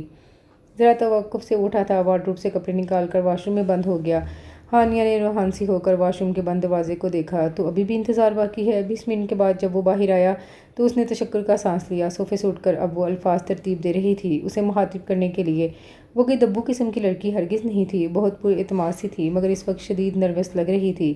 ڈریسنگ ٹیبل کے آگے کھڑا بال بناتا وہ آئینے میں نظر آتے اس کے عکس کو دیکھ رہا تھا، جو نظریں ہاتھوں پر جمائے انگلیاں مروڑ رہی تھی۔ خود پر پرفیوم اسپرے کرتا وہ اس کی جانب گھوما تھا۔ وہ ابھی تک لہنگے میں گھوم رہی تھی۔ اسے تعجب ہوا، آپ نے چینج نہیں کیا ابھی تک؟ ان کی ازدواجی زندگی کا پہلا جملہ جو ہانیہ نے اس کے منہ سے سنا تھا۔ وہ چونک کر چہرہ اٹھائے اسے دیکھنے لگی جو حیرت زدہ سا استفسار کر رہا تھا۔ میرا سوٹ کیس گاڑی میں ہے، ٹھہری ہوئی متوازن آواز میں جواب آیا اور شاہزر کو پہلی بار اپنی غفلت کا احساس ہوا تھا۔ بے اختیار اس نے ہاتھ سے ماتھا چھوا۔ آئی ایم سوری، میرا دھیان ہی نہیں گیا اس کی طرف، میں ابھی لے کر آتا ہوں۔ شرمندگی سے بولتا وہ جلدی سے باہر نکل گیا۔ کچھ دیر بعد وہ بما اس کے سامان کے واپس آن موجود تھا۔ لیجیے اب آپ چینج کر لیں، میں ناشتے کا بندوبست کرتا ہوں۔ سوٹ کیس اس کے آگے رکھتے وہ پھر سے غائب ہو گیا۔ اس کے جاتے ہی اس نے نیچے میز بیٹھ کر اپنے سامان میں سے ایک خوبصورت سی گرین فراک منتخب کی اور جلدی سے واش روم کی جانب دوڑ لگا دی۔ شاور لے کر ڈریس چینج کرتی وہ مگن سی باہر آئی۔ اب قدرے بہتر محسوس ہو رہا تھا۔ ٹاول سٹینڈ پر تولیہ پھیلا کر وہ مڑی، صوفے پر ہی وہ بیٹھا موبائل پر مصروف تھا۔ اس کی جانب ایک نگاہ کر کے واپس جھکا لی تھی۔ کمر تک آتے کھلے نم بال اور روشن چمکتا چہرہ اس وقت کچھ اور بھی شاداب لگ رہا تھا۔ دوپٹہ اچھے سے پھیلائے ہوئے وہ آگے بڑھی تھی۔ ناشتہ کر لے، منصور چاچو کی کال آئی تھی، وہ لوگ آ رہے ہیں کچھ دیر میں۔ کافی کا سپ لیتا وہ سرسری نگاہ اس پر ڈال کر پھر سے فون پر بزی ہو چکا تھا۔ ہانیہ نے سر ہلا کر سامنے ٹیبل پر رکھی ٹرے کو دیکھا، فرائی ایگ، ٹوسٹ، میونیز اور چائے۔ اس کی بھوک چمک اٹھی تھی، کل دوپہر سے اب تک حلق سے سوائے پانی کے کچھ نہ اترا تھا۔ ایک نظر صوفے پر ڈالی جہاں وہ بھی بیٹھا تھا۔ کچھ دیر الجھن کا شکار ہوتے بالآخر وہ ٹرے اٹھا کر بیڈ پر آ گئی، ٹانگیں نیچے لٹکائے ترچھی سی بیٹھی۔ ٹرے سامنے رکھ کر وہ ناشتے میں مشغول ہو چکی تھی، اس بات سے بے خبر کہ اس کے اس اقدام کو شاہزر نے کن اکھیوں سے دیکھا تھا۔ اسے حیات ولا آئے ہوئے 1 ہفتہ ہو چکا تھا۔ اتنے عرصے میں سمینہ پھوپھو اور غفور تایا واپس جا چکے تھے۔ طاہرہ حیات کی چپ ابھی تک نہیں ٹوٹی تھی، لیکن منصور صاحب مطمئن دکھائی دیتے تھے۔ ہانیہ کے چہرے پر ڈھونڈنے سے بھی کوئی ملال نظر نہیں آتا تھا، جس میں ان کے اطمینان میں اور اضافہ کر دیا تھا۔ شائستگی کے اگلے دن شاہزر آفس ورک کے سلسلے میں کراچی گیا تھا۔ اس کی ابھی تک واپسی نہیں ہوئی تھی۔ اس کا شیڈول کیونکہ پہلے سے طے تھا، اب عین وقت پر कोई तब्दीली नहीं की जा सकती थी। मंसूर हयात से उसने माजरत तलब की थी और उसकी मजबूरी को समझते हुए उन्होंने भी बखुशी उसे रवानगी का अंदिया दे दिया था। इस वक्त वो लाउंज में बैठी बेध्यानी से चैनल सर्च कर रही थी जब मंसूर हयात वहाँ आए और साथ वाले सोफे पर विराजमान होकर उसे आवाज़ दी थी। अपने ही ख्यालों में मगन पहले तो वो चौंकी, उन्हें देखकर मुस्कुरा दी। तुम्हारा कॉन्ट्रैक्ट हुआ शाज़र से? कब वापसी है उसकी? बराह रास्त उसकी जानिब देखकर पूछने लगे तो हानिया गड़बड़ा गई। उन्हें क्या बताती कि गुज़रे दिनों में उसकी एक बार भी उससे बात नहीं हो पाई थी। इसके पास तो अभी तक उसका नंबर ही मौजूद नहीं था। पता नहीं अब्बू, मेरी इस बारे में उनसे बात नहीं हुई। गोलमोल सा जवाब देकर जैसे उसने अपना भरम रखा। मंसूर हयात भी जैसे समझते हुए ज़्यादा कुरेद नहीं रहे थे। चलो भाई, अभी साहबजादे की खबर लेते हैं ज़रा। हल्के फुल्के से अंदाज में बोलते वो जेब से मोबाइल निकालने लगे। अगले चंद लम्हों में वो वाकई ही उससे बात कर रहे थे। हानिया के दिल तो जैसे उसके कानों में धड़क रहा था। उसे ये भी खदशा था कहीं बातों में उसके कुछ देर पहले बोले झूठ का पोल न खुल जाए। घबराहट के मारे उसे ये भी नहीं सुनाई दिया था कि दोनों के मबीन क्या बातचीत हुई है। कुछ देर के बाद जब वो अलविदाई कलमात कहते उसकी जानिब मुड़े तो बड़ी मुश्किल से खुद को पुरसुकून जाहिर करती वो उन्हें देखने लगी। अपनी जानिब से कोई नई परेशानी वो उन्हें देने की रवादार हरगिज़ न थी, वो भी इस सूरत में जब उनकी बेपनाह उम्मीदें शाज़र से जुड़ी थी। कल शाम तक वापसी है इंशाल्लाह, सरसरी से अंदाज में बताते वो मोबाइल जेब में रख रहे थे। फिर सीधे होकर बैठे। हानिया बेटा, किसी भी रिश्ते को समझने और उसको मजबूत करने के लिए बाहमी बातचीत का होना बहुत ज़रूरी है। एक दूसरे की छोटी छोटी बातों को मान देना, कभी कभार हक दावे के साथ एक दूसरे के मामलात में छोटी मोटी दखल अंदाजी रिश्तों का हुस्न बढ़ाती है। और अगर रिश्ता करीबी हो तो सामने वाले की पहल का ही इंतज़ार नहीं करना चाहिए। थोड़ा सा झुक के खुद से कोशिश करने से अगर नतीजे अच्छे निकले तो घाटे का सौदा ये भी नहीं। चेहरे पर मेहरबान सी मुस्कान और लफ्ज़ों में मतानत, वो किसी मुखलिस दोस्त की तरह उसे ढके छुपे अल्फाज में बहुत कुछ समझा रहे थे और वह इन लफ्ज़ों में छुपे मफ़हूम को अच्छे से समझते हुए सर हिला रही थी। क्या आ रहा है टीवी पर? बहुत उम्दगी से बात बदलते अब वो सामने स्क्रीन को देख रहे थे और फिर वो दोनों टीवी की जानिब मुतवज्जा। साथ में वो डॉक्यूमेंट्री फिल्म देखने लगे। साथ साथ बातों का सिलसिला भी जारी व सारी था। अम्मी, मैं कुछ हेल्प करूं? वो जब से आई थी ताहिरा ने उसे किसी काम को हाथ तक नहीं लगाने दिया। अभी भी वो बोर होती किचन में आई। वो शाम के खाने की तैयारी कर रही थी। नहीं बेटा, बस हो गया है, तुम रहने दो। वैसे भी कुछ देर की बात है, फिर तो तुम चली जाओगी। नज़रें चुराते वो बोली तो आवाज़ में वो पहले वाला रोब दबदबा मफकूद था। हानिया समझ रही थी पिछले एक हफ्ते में वो कोई 1000 बार उससे माफ़ी मांग चुकी थी। उसे अफसोस हुआ था उनकी इस हालत पर। उनको दोनों शानों से थाम कर अपनी जानिब रुख करते वो उनका हाथ थाम चुकी थी। अम्मी प्लीज़ इस तरह तो ना करें, आपको ऐसे देख कर मुझे तकलीफ़ हो रही है। इसमें आपका कोई कसूर नहीं है, जो हुआ सब नसीब में ऐसा ही लिखा था। फिर आप क्यों खुद को अजियत दे रही हैं? उसकी आवाज़ रुंध गई थी। उसने माँ को हमेशा मजबूत और सर उठाए ही देखा था। अब ये शिकस्त पाई उसे किसी निश्तर की तरह लग रही थी। ताहरा हयात की आंखें छलक उठी। मेरा कसूर ये है हानिया कि मैंने ज़हरा आपा पर भरोसा किया और उन्होंने मेरी बहन होकर भी मेरी औलाद के लिए इतना गलत सोचा। चलो, अगर अबरार ने छुप छुपा कर सब किया होता तो मैं मान लेती, उनकी गलती नहीं है, मगर वो तो सब जानकर भी तुम्हें इस अजाब से में धकेल रही थी। उन्हें एक बार भी मेरा ख्याल नहीं आया। क्या वो सालों पहले हुई खुद के साथ ज़्यादती का यूँ बदला लेना चाह रही थी? मगर तुम्हें क्यों चुना बेटा? तुम तो मेरी बेटी थी ना। उन्हें एक बार भी एहसास नहीं हुआ कि उनकी खातिर मैंने क्या कुछ नहीं किया। हर बार मंसूर के सामने डट गई मैं। शाज़र को कभी अपनाया तक नहीं और उन्होंने ही मुझे ये सिला दिया। टूटी हुई सी ताहरा हयात के दिल का गुबार आज बाहर निकल आया था। वो रो रही थी और उन्हें यूँ पसपा हुई हालत में देखना हानिया के लिए मुश्किल तरीन था। उन्हें अपने गले लगाते वो उनकी पुश्त को सहलाती दिलासा दे रही थी। बस अम्मी प्लीज़ रोए तो मत, देखें कुछ बुरा हुआ तो नहीं ना।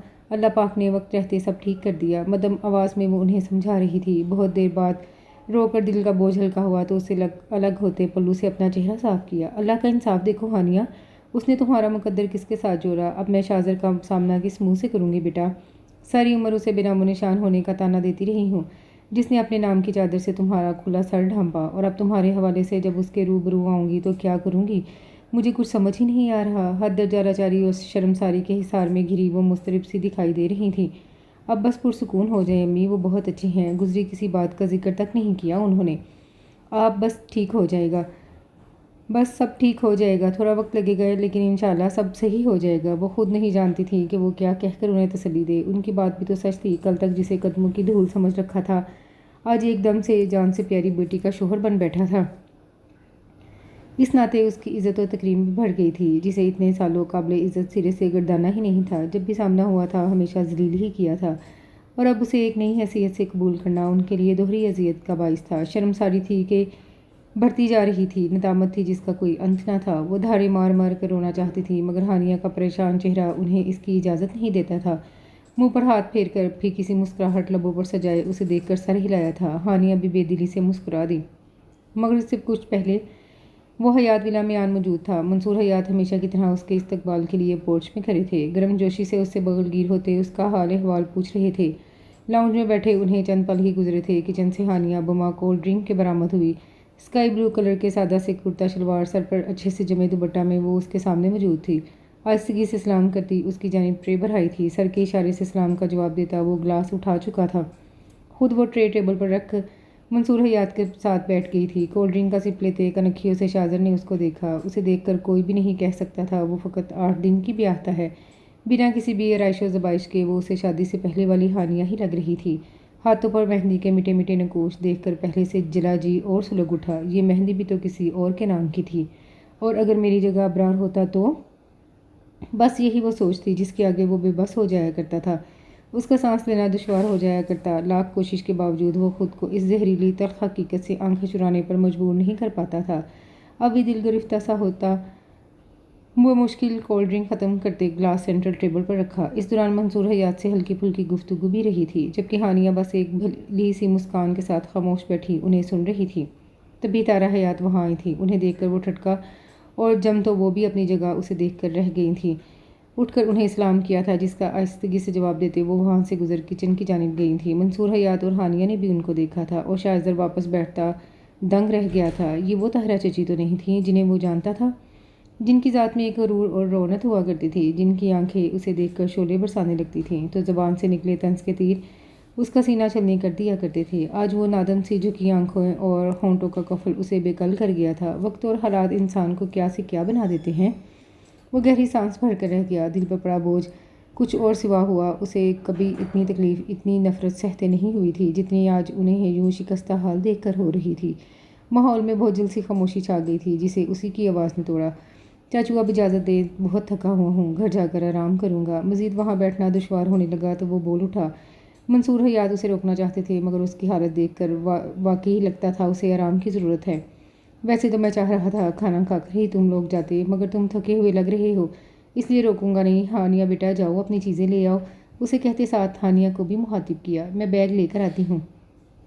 اس کی طرف دیکھ کر بنا مخاطب کیے کہتی وہ اوپر چلی گئی۔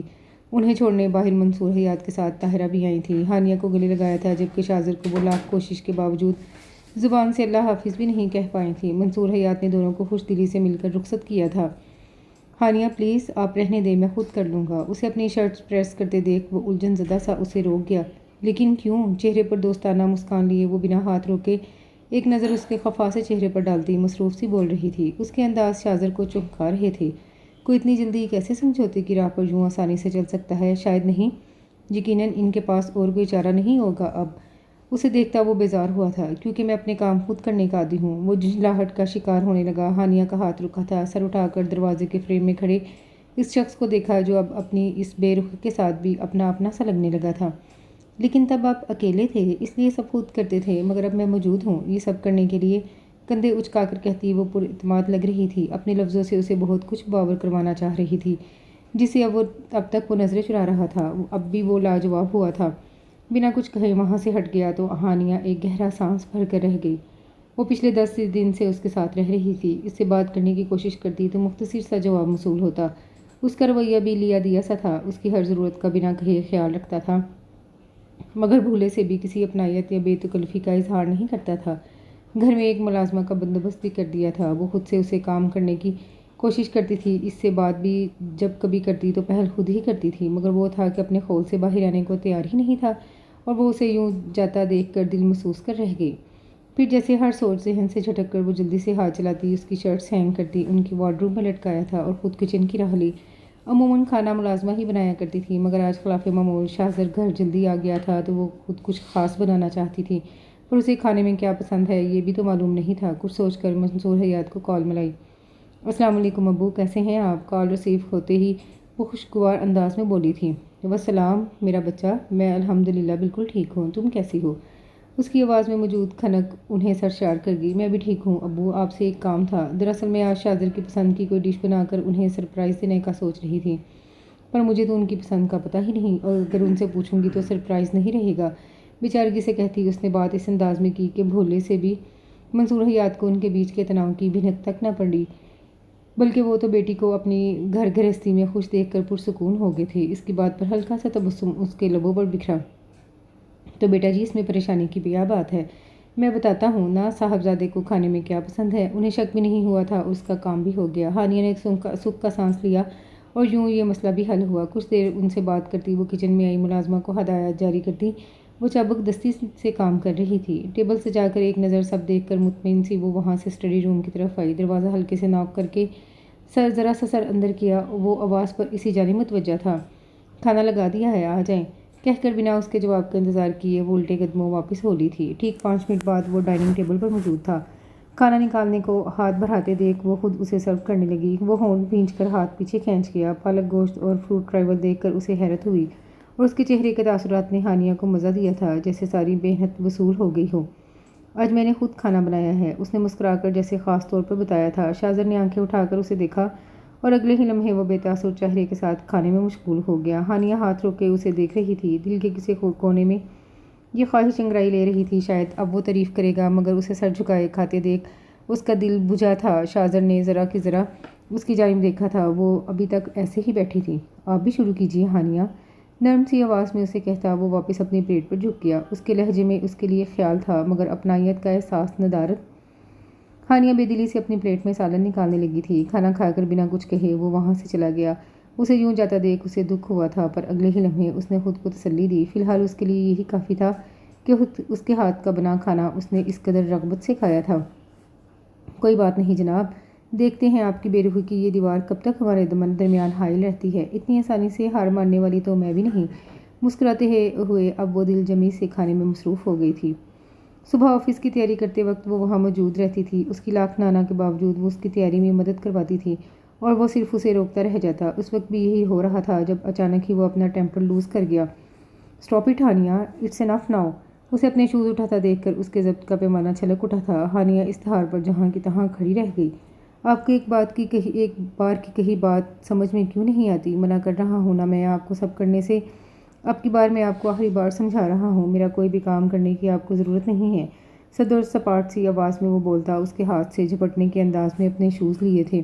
ہانیہ بے یقین نظروں سے اس کا یہ جارحانہ انداز ملاحظہ کر رہی تھی، جو اس کے لیے بالکل ناآشنا تھا۔ اس کی سہمی ہوئی آنکھوں میں نمی کی تہ اتری تھی، جس سے نظریں چراتے وہ صورت سے ننگے پاؤں ہی جوتے ہاتھ میں اٹھائے باہر نکل گیا۔ اس کے جانے کے بعد اس کا سکتہ ٹوٹا تھا، جس کے ساتھ آنکھوں سے ایک موتی ٹوٹ کر گال پر لڑکتا چلا گیا۔ وہ بیڈ پر بیٹھتی چلی گئی، آنکھوں سے آنسو متواتر بہہ رہے تھے۔ وہ کمزور نہیں تھی، مگر اس شخص کی بے رخی اسے آہستہ آہستہ توڑ رہی تھی۔ اپنے لرزتے خالی ہاتھوں کو دیکھ کر وہ بے آواز ہو رہی تھی۔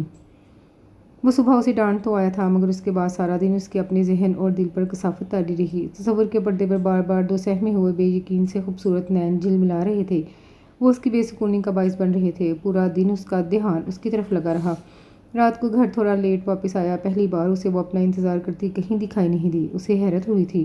وہ بھلے اس بات کا اقرار نہیں کرتا تھا، مگر سچ یہ ہے کہ وہ اس کے وجود کا عادی ہوتا جا رہا تھا۔ پہلی بار ایسا ہوا تھا کہ ملازمہ نے اس سے آنے پر کھانے کا پوچھا تھا۔ یہ ذمہ داری بھی ہانیہ نے اپنی سر لے لی تھی۔ ملازمہ کو کھانا لگانے کا کہہ کر وہ سیڑھیوں کی جانب بڑھ رہا تھا جب اس کی آواز میں اس کے قدموں کو جکڑ لیا۔ صاحب جی، بی بی جی کے لیے بھی کھانا لگاؤں؟ وہ اس سوال پر چونکا تھا۔ دل کی حالت سے گھبرا کر وہ کتنی دیر سڑکوں پر بے مقصد گاڑی دوڑاتا رہا تھا۔ انہوں نے ابھی تک کھانا نہیں کھایا؟ جواب میں ملازمہ نے نفی میں سر ہلایا۔ وہ تو آج صبح سے کمرے سے باہر نہیں نکلی۔ کھانے میں کیا بنانا ہے پوچھنے گئی تو کہا جو دل چاہے وہ بنا لو۔ انہوں نے تو دوپہر کا کھانا بھی نہیں کھایا، وہ سادگی سے بتا رہی تھی، اور یہ سن کر شاذر کا دماغ بھگ سے اڑا۔ ٹھیک ہے، آپ کھانا لگائیں، ہم دونوں بھی آتے ہیں۔ اپنا لہجہ نارمل رکھ کے وہ سیڑھیاں چڑھ گیا۔ تیز قدموں سے چلتے ہوئے وہ اپنے کمرے تک آیا تھا۔ دروازہ کھول کر جو ہی اندر قدم رکھا، سامنے صوفے پر اس کو پرسکون انداز میں بیٹھی کسی کتاب کے مطالعہ میں مگن نظر آئی۔ اس کے آنے کا معلوم ہونے کے باوجود اس نے سر اٹھایا اور نہ ہی ہمیشہ کی طرح اس پر سلامتی بھیجی تھی، یعنی کہ ناراضگی کا کھلم کھلا اظہار کیا تھا۔ اور شاذر جو کبھی اس کی توجہ پر ناراض ہوتا تھا، اب اس کی یہ بے اعتنائی بھی برداشت نہیں ہو رہی تھی۔ ہانیہ کیا تماشا ہے، آپ کیوں جان بوجھ کر مجھے تنگ کر رہی ہیں؟ اس کے سر پر پہنچ کر بزدل ہوا کہہ رہا تھا۔ جواب میں نہ تو اس نے اس کی جانب نگاہ کی تھی، نہ ہی منہ سے کچھ بولا۔ ہنوز سر جھکائے نگاہیں اپنے ہاتھ میں پکڑی کتاب پر مرکوز کیے رہی تھی، جیسے اس کے علاوہ وہاں کوئی اور موجود ہی نہ ہو۔ میں آپ سے بات کر رہا ہوں۔ اس کی توجہ اپنی طرف نہ ہوتے دیکھ کر وہ اس کے ہاتھ سے کتاب جھپٹ چکا تھا، جس پر ہانیہ نے حیران ہو کر نگاہ اوپر کی۔ ضبط کے مارے سرخ پڑتے چہرے پر تنے ہوئے نکوش لیے وہ اسے گھور رہا تھا۔ ایک پل کے لیے تو اس کے تاثرات دیکھتے ہوئے وہ ڈری تھی، لیکن پھر اگلے ہی پل اپنے ازلی اعتماد کے ساتھ گویا ہوئی۔ اب کیا کیا ہے میں نے؟ حیران ہوتی نہ سمجھی کے عالم میں وہ بولی تو کچھ پلوں کے لیے وہ اسے بس دیکھتا رہ گیا، پھر خود پر قابو پاتے ایک گہرا سانس لیا۔ کھانا کیوں نہیں کھایا؟ بڑے تحمل سے ٹھہر کر پوچھا گیا۔ دھڑکتے دل پر قابو پاتے بظاہر وہ پرسکون سی اٹھی تھی، دونوں بازو سینے پر باندھے اس کے مقابل اس کی آنکھوں میں آنکھیں ڈال کر کھڑی تھی۔ میری مرضی، جس طرح میں آپ کے کسی کام میں درحال اندازی کی مرتکب نہیں ہو سکتی، بالکل اسی طرح آپ بھی میرے کسی عمل کے لیے مجھ سے بار پرس نہیں کر سکتے۔ بے خوفی سے ایک ایک لفظ آرام آرام سے ادا کرتے اپنی بات مکمل کر کے وہ اس کے پاس سے گزر کر آگے بڑھنا چاہتی تھی۔ جب اس کے بازو کو دبوچ کر اسے واپس پہلی پوزیشن پر کھڑا کرتا، وہ اپنی ساحر آنکھیں اس کے چہرے پر گار گیا۔ اس کا معمول سے تیز ہوا تنفس ہانیہ کی پیشانی سے ٹکرا رہا تھا۔ وہ بالکل اس کے قریب کھڑا تھا، یہاں تک کہ وہ اس کے لباس سے اٹھتی پرفیوم کی مہک کو بھی اپنے ارد گرد حصار بناتا ہوا محسوس کر رہی تھی۔ تو اب آپ مجھے یوں ایموشنلی بلیک میل کریں گی؟ شاید طنز کر رہا تھا۔ اس کی آنکھوں سے پھوٹتی شعلہ بار شعاعیں اس کے چہرے پر پھیلی سرخی کا باعث بن رہی تھیں۔ غصے میں اسے اس وقت اپنی پوزیشن کا بھی احساس نہیں ہوا تھا، مگر ہانیہ کے لیے اس کی اس درجہ قربت پر اس وقت سانس لینا بھی دشوار ہو رہا تھا۔ کجا کہ اس کی بات کسی بات کا جواب دیتی، نظریں آپ شرم کے بار سے جھکتی شرٹ کے اوپری دو کھلے بٹنوں سے جھانکتے سینے کے عین درمیان کالے تل پر لٹک گئی تھیں۔ اسے یوں خاموشی سے اپنا نچلا لب کاٹتے دیکھ کر اس کا غصہ ذرا ٹھنڈا پڑا تھا۔ اس کا ہاتھ پکڑ کر کھینچنے کے انداز میں اسے اپنے ساتھ لے کر نیچے آیا۔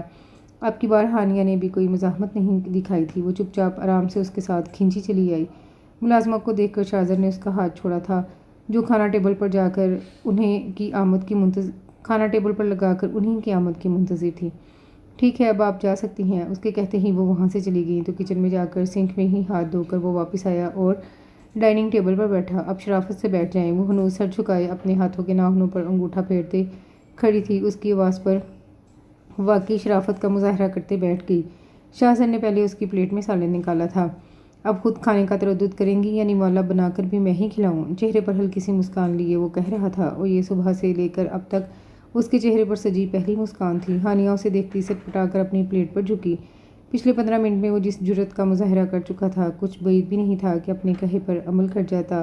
اس کی اس درجہ فرمانبرداری پر شاہزر کو ہنسی تو بہت آئی، مگر وہ ضبط کر گیا۔ کھانے کے دوران دونوں میں کسی قسم کی بات چیت نہیں ہوئی۔ کھانا کھا کر وہ اٹھا تھا، جاتے جاتے ایک لمحے کے لیے اس کے پاس رکا جو اب برتن سمیٹ رہی تھی۔ فارغ ہو کر ایک کپ کافی بنا دیجیے گا، میں اسٹڈی روم میں ہوں۔ اس کی پشت کو اس نے خوشی بھری حیرت سے دیکھا۔ اپنی اس پہلی کامیابی پر وہ مسرور سی جلدی جلدی ہاتھ چلانے لگی۔ بدلے بدلے میرے سرکار نظر آتے ہیں، بے اختیار اس کے منہ سے نکلا، اور پھر اپنی اس بات پر وہ خود ہی ہنس پڑی۔ اس ہنسی کی جل ترنگ نے اس گھر کے در و دیوار کو بھی مسرور کیا تھا، جو ایک عرصے سے خوشیوں بھری ساعتوں سے محروم رہے تھے۔ شاہزر کا برتھ ڈے تھا۔ منصور حیات نے صبح صبح اسے کال کی۔ ہانیہ کو بھی کچھ دن پہلے ہی اس کا ID کارڈ دیکھ کر معلوم ہوا تھا، اور تب سے وہ بے صبری سے انتظار کر رہی تھی اس دن کا۔ ابھی 2 دن پہلے امی کے ساتھ مارکیٹ گئی تو اس کے لیے ریسٹ واچ بھی گفٹ کے طور پر خریدی تھی۔ وہ آج خاص اہتمام کرنا چاہ رہی تھی۔ پہلے اس نے سوچا امی ابو اور بجدان کو بلا کر چھوٹی سی پارٹی ہی رکھ لے، پھر خود ہی یہ ارادہ ترک کر دیا۔ نہ جانے اسے یہ بات اچھی لگے نہ لگے، گو مگو سی کیفیت میں بالآخر اس نے ڈیسائیڈ کیا تھا وہ خود اکیلے ہی اسے چھوٹا سا سرپرائز دے گی۔ کیک اس نے خود بیک کیا تھا، اس کی پسند کا ڈنر بھی خود ریڈی کرتے وہ بریانی کو دم پر ملازمہ کو ہدایت جاری کرتی خود تیار ہونے گئی۔ شاہزر کی شام میں کال آئی تھی، وہ تھوڑا لیٹ آئے گا، اور یہ بھی اس کے لیے اچھا ہو گیا۔ پہلی بار وہ اتنے دل سے تیار ہوئی تھی، لائٹ سا میک اپ کیے، بالوں کو سمیٹ کر ایک کندھے پر ڈالے، دوسرے کندھے پر جمع دوپٹہ۔ وہ نیوی بلو ایمبرائڈری کرتے اور وائٹ کیپری میں بہت پیاری لگ رہی تھی۔ نیچے آ کر ملازمہ کو اس کے کوارٹر میں روانہ کرتے گھر کا اندرونی دروازہ بغیر لاک کے چھوڑے، ٹیبل پر گلاب کی پتیوں کے درمیان سجا کیک اور ٹیبل کے اطراف دیے کی شکل کی جلتی کینڈلز ماحول کو فسوں خیز بنا رہی تھیں۔ سب دیکھ کر مطمئن ہوتی وہ دروازے کے پاس چکر کاٹ رہی تھی۔ اس کی گاڑی کا مخصوص ہارن بجا۔ ہانیہ نے جھٹ سے لاؤنج کی لائٹس آف کی تھیں اور خود موبائل کی اسکرین روشن کرتی ٹیبل تک آئی۔ اب وہ دھڑکتے دل کے ساتھ بس اس کی آمد کی منتظر تھی۔ کچھ ہی پلوں میں دروازہ کھلا تھا، باہر جلدی لائٹ سے روشنی کی مدھم سی لکیر اندر پڑی تھی۔ گھپ اندھیرا دیکھ اسے تعجب ہوا، آگے بڑھ کر دیوار پر ہاتھ مارتے لائٹس روشن کی تھی۔ ماحول ایک دم روشنی میں نہا گیا اور شاہزادے کی آنکھیں بھی چندھیا گئی تھیں۔ Happy birthday to you. Haniya کی پرجوش خوبصورت سی آواز پر وہ چونکا تھا۔ سامنے کا منظر دیکھ کر وہ ورتا حیرت میں ڈوبا تھا۔ سجی سنوری سی ہانیہ اور یہ سب اہتمام ایک خواب جیسا ہی تو تھا۔ وہ اسے دیکھ کر مسکرا رہی تھی، اس کا دل اس کے گلابی ہونٹوں میں کھلتی مسکان میں ہی کہیں ڈول کر رہ گیا۔ ایک ٹرانس کسی کیفیت میں وہ آگے بڑھا تھا، ان پرشوق آنکھوں میں کئی جذبے موجزن تھے۔ وہ یکدم معمول سے زیادہ روشن ہوئی آنکھیں بہت عقیدت سے اس کے سبیز چہرے کا طواف کر رہی تھیں۔ اس کی نظروں کا ارتکاز ہانیہ کے ہونٹوں پر شرمندگی سی مسکراہٹ دوہرا گیا۔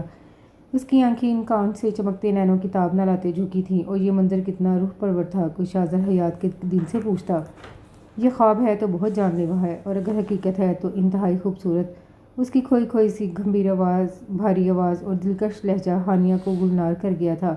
ان آرزوں کے نیچے عمومی قندیلیں روشن ہوتی انہیں اور دلکش بنا رہی تھیں۔ شاہزر مبہوت سا اسے دیکھ رہا تھا۔ کتنے ہی لمحے اس طلسم کی قید میں گزرتے چلے گئے۔ کیک کاٹیں؟ ہانیہ کو اس بولتی خاموشی سے گھبراہٹ ہوئی تھی۔ بے اختیار وہ بندھم آواز میں بول اٹھی تھی، اور لمحوں کا وہ فسور چھناک سے ٹوٹ گیا۔ شاہزر جیسے کسی خواب کی سی کیفیت سے بیدار ہوا تھا۔ وہ چونک کر اس کے چہرے پر سے نظریں ہٹا گیا۔ چہرے پر کچھ دیر پہلے کی نرمی تلخی میں بدل گئی تھی۔ یہ سب کرنے کی کیا ضرورت تھی؟ مجھے عادت نہیں ہے ان سب چونچلوں کی۔ اس کی آواز یک لخت سپاٹ اور سرد ہوئی۔ ہانیہ اس کے بدلے انداز و آواز پر پریشان سی اسے تکنے لگی۔ میں تو بس ایسے ہی۔ اس کے انداز کی قطعیت سے گھبرا کر وہ منمنائی۔ تھینکس، آپ نے اتنا سب کیا، پر آئندہ کچھ بھی کرنے کا تردد مت کیجیے گا۔ اس کے دلکش سجے سنورے روپ پر سے نظریں ہٹاتا وہ دل کے اندر مچلتے فطری جذبات کے شور سے گھبراتا ہوا دو ٹوک انداز میں بول رہا تھا۔ ہانیہ کو خفت میں آن گرا۔ میں کھانا کھا کر آیا ہوں، آپ کھا لیجیے گا، میرا سر درد کر رہا ہے، آرام کروں گا، پلیز ڈسٹرب مت کریے گا۔ روکھے سے لہجے میں بولتا وہ لمبے لمبے ڈگ بھرتا زینے چڑھتا چلا گیا۔ پیچھے ہانیہ حیرت و صدمے کے ملے جلے احساسات کے زیر اثر اسے گردن موڑ کر دیکھتی رہ گئی۔ وہ جب بھی اس کی جانب ایک قدم بڑھاتی تھی، وہ 10 قدم کی دوری پر بڑھا لیتا تھا، اور یہ کھیل اب اسے تھکاتا ہوا پسپا کرتا جا رہا تھا۔ سامنے سجی ٹیبل اپنی بے وقوفی پر ویسے کی ویسے سجی رہ گئی۔ ان کینڈلز کی مدھم پڑتی روشنی بھی افسردہ سی معلوم ہوتی تھی۔ اس دوپہر اچانک ہی موسم خوشگوار ہو گیا۔ کالے بادلوں نے نیلے آسمان پر ڈیرے جمائے تھے۔ وہ بھی معمول کی نسبت جلدی آفس سے آ گیا تھا۔ گھر میں گونجتی ہانیہ کی پرمسرت ہنسی نے اس کا استقبال کیا۔ لاؤنج میں براجمان وجدان کو دیکھ اس کی خوشی کی وجہ بھی معلوم ہو گئی۔ اسے آتا دیکھ وجدان اٹھا تھا۔ ہانیہ کے مسکراہٹتے لب بھی سمٹ گئے۔ شاہزر کی نگاہیں اسی کے چہرے پر تھیں۔ انسانی فطرت ہے، جب دل پر بدگمانی کی تہ جمی ہو تو سامنے والے کی عام سی باتوں کو بھی خاص رنگ دے دیا جاتا ہے۔ السلام علیکم شاہزر بھائی، کچھ جھجک کر اس وجدان خجل سا مسکراتا ہوا بولا تھا۔ اسے نہیں یاد پڑتا تھا اپنی پوری زندگی میں کبھی اس سے بنا کام کے دوستانہ انداز میں نارمل کزنز کی طرح بات کی ہو۔ اب ایک دم سے اتنی عزت دینا عجیب بھی لگ رہا تھا، اور اس کی حالت آکورڈ بھی ہو رہی تھی۔ وعلیکم السلام، کیسے ہو؟ اور آج ادھر کا راستہ کیسے بھول گئے ہو؟ مسکرا کر اسے بغلگیر ہوتے اس کی حالت سمجھتے ہوئے وہ پہل کر رہا تھا۔ وجدان کے ساتھ ساتھ ہانیہ کو بھی ڈھارس ہوئی تھی۔ وہ اٹھ کر کچن کی طرف چلی گئی۔ کم از کم اس کے گھر والوں کے سامنے تو وہ اس کا مان رکھ رہا تھا۔ میں ہانیہ آپی سے ملنے آیا تھا۔ پورے اعتماد شوق سا وجدان اس وقت نروس سا دکھائی دے رہا تھا۔ تو یار منمنا کیوں رہے ہو؟ اور ڈھنکی کی چوٹ پر کہو تمہاری ہانیہ آپی کا گھر ہے، جب چاہے آؤ۔ اس کے کندھے پر ہاتھ رکھتے وہ دوستانہ لہجہ اپنائے ہوئے تھا۔ اس کے لیے پانی لاتی ہانیہ کے لیے اس کا یہ بے تکلفانہ انداز بڑا خوش آئند تھا۔ بیٹھو۔ ہانیہ کے ہاتھ سے پانی لیتے وہ اسے بھی بیٹھنے کا اشارہ کر رہا تھا۔ گلاس واپس اس کی پکڑاتے وہ اٹھا تھا۔ میں چینج کر کے آتا ہوں۔ مسکرا کر وجدان کو دیکھتا وہ اوپر کی جانب جاتی سیڑھیوں کی جانب بڑھ گیا۔ وہ دونوں واپس نشست سنبھال چکے تھے۔ اوف، میں ویسے ہی شاہزر بھائی سے اتنا کترا رہا تھا، اتنے نائس سے ہیں وہ تو۔ وجدان اس کے جانے کے بعد گہرا سانس لیتا مسکرا کر بولا، میں نے کہا بھی تھا تم سے، تم نے ویسے ہی انہیں ہوا بنایا ہوا تھا۔ سر جھٹک کر ہانیہ نے اس کا مذاق اڑایا تھا۔ ہاں تو میری کون سی اتنی واقفیت ہے ان سے، کبھی مسکراتے تک تو دیکھا نہیں ہے، مجھے لگا روٹ سے ہوں گے۔ اب وہ کھلے دل سے تبصرہ کر رہا تھا۔ کچھ دیر میں شاہزر بھی کپڑے چینج کرتا واپس آ گیا۔ وہ دونوں موسم سے لطف اندوز ہونے باہر لاؤن میں چلے گئے۔ ہانیہ نے موسم کی مناسبت سے پہلے سے تیار کیا پکوڑوں کا سامان فریج سے نکالا۔ پکوڑے فرائی کرتے ساتھ وہ چائے کا پانی چڑھا چکی تھی۔ کچھ دیر بعد لاؤن میں انہی تینوں نے چائے کے ساتھ پکوڑے انجوائے کیے۔ اس بیچ وجدان کی ہچکچاہٹ بھی دور ہو گئی اور اب وہ اپنے موڈ میں آ گیا تھا۔ ہانیہ آپی، آپ کی شادی کے بعد میری تو موجیں ہو گئی ہیں، میری ایک دم سے ویلیو بڑھ گئی ہے۔ وہ گھر جہاں ہانیہ ہانیہ کی آوازیں گونجا کرتی تھیں اب وہاں وجدان کے نام کی صدائیں سنائی دیتی ہیں۔ قسم سے بڑا مزہ آتا ہے، میرے بس میں ہوتا نا تو تمہاری شادی بچپن میں ہی کرا دیتا۔ وجدان چائے کا سپ لیتا ساتھ پھلجڑی بھی چھوڑ رہا تھا۔ ہانیہ اس کی لافزنی پر شاذر کے سامنے خفت کا شکار ہوتی اسے گھور گئی، جو اس کی باتوں سے لطف اٹھاتا چائے کی چسکیاں لیتا مسکرا رہا تھا۔ تم تو ہو ہی جل ککڑے، امی ابو مجھ سے زیادہ پیار کرتے ہیں اس لیے تمہیں تکلیف ہوتی ہے، اپنی خجالت مٹانے کو وہ دو بدو بولی تھی۔ شاذر حیرت و خوشی سے ان کی آپسی نوک جھوک سن رہا تھا، یہ سب اس کے لیے نیا تھا اور ہانیہ کا یہ ڈنکے کی چوٹ پر جواب دینے والا انداز دلچسپ۔ پتہ ہے آپی، سب کہتے ہیں میں تم پر گیا ہوں۔ اس نے بھی فوری حساب چکتا کیا تھا، مزید کوئی جواب دینے کے بجائے ہانیہ نے اسے گھورنے پر اکتفا کرتے چائے کے کپ ٹرے میں رکھے اور اندر کی جانب بڑھ گئی۔ جب وہ واپس آئی تو وہ دونوں پورچ میں کھڑے تھے، موسلا دھار بارش چھم چھم زمین کو سیراب کرتی جا رہی تھی۔ وہ چہرے پر خوشی کے رنگ لیے مبہوت سی باہر دیکھ رہی تھی، برستی بارشوں کی تو وہ دیوانی تھی۔ وجدان کے پاس آ کر وہ کھڑی ہوئی تو اس نے شرارت سے اس کو ٹھوکا مارا۔ ہانیہ نے اس کو دیکھا تھا، وہ آنکھوں میں اسے کوئی اشارہ کر رہا تھا۔ ہانیہ خفیف سا مسکراتی نفی میں گردن ہلا گئی۔ شاذر نے کنکھیوں سے یہ سب دیکھ کر بھی بے خبری کا تاثر برقرار رکھا۔ پتہ ہے شاذر بھائی، ہانیہ آپی بارش کی دیوانی ہے، جب کبھی بھی گرمیوں کی بارش برستی ہے تو گھر میں ایسا کوئی نہیں بچتا جسے کھینچ کر یہ لان میں نہ لے کر جائیں، حتیٰ کہ امی بھی نہیں بچ پاتی۔ وجدان مسکراتے ہوئے شریر لہجے میں اسے بتا رہا تھا اور ہانیہ دل ہی دل میں اسے کوس کر رہ گئی۔ گھامر کہیں کا آج ہی سارے راز کھول کر جائے گا۔ اس نے ترچھی نگاہ سے شاذر کا چہرہ دیکھا تھا جو مسکرا تو رہا تھا مگر اسے ہمیشہ کی طرح بے تاثر لگا۔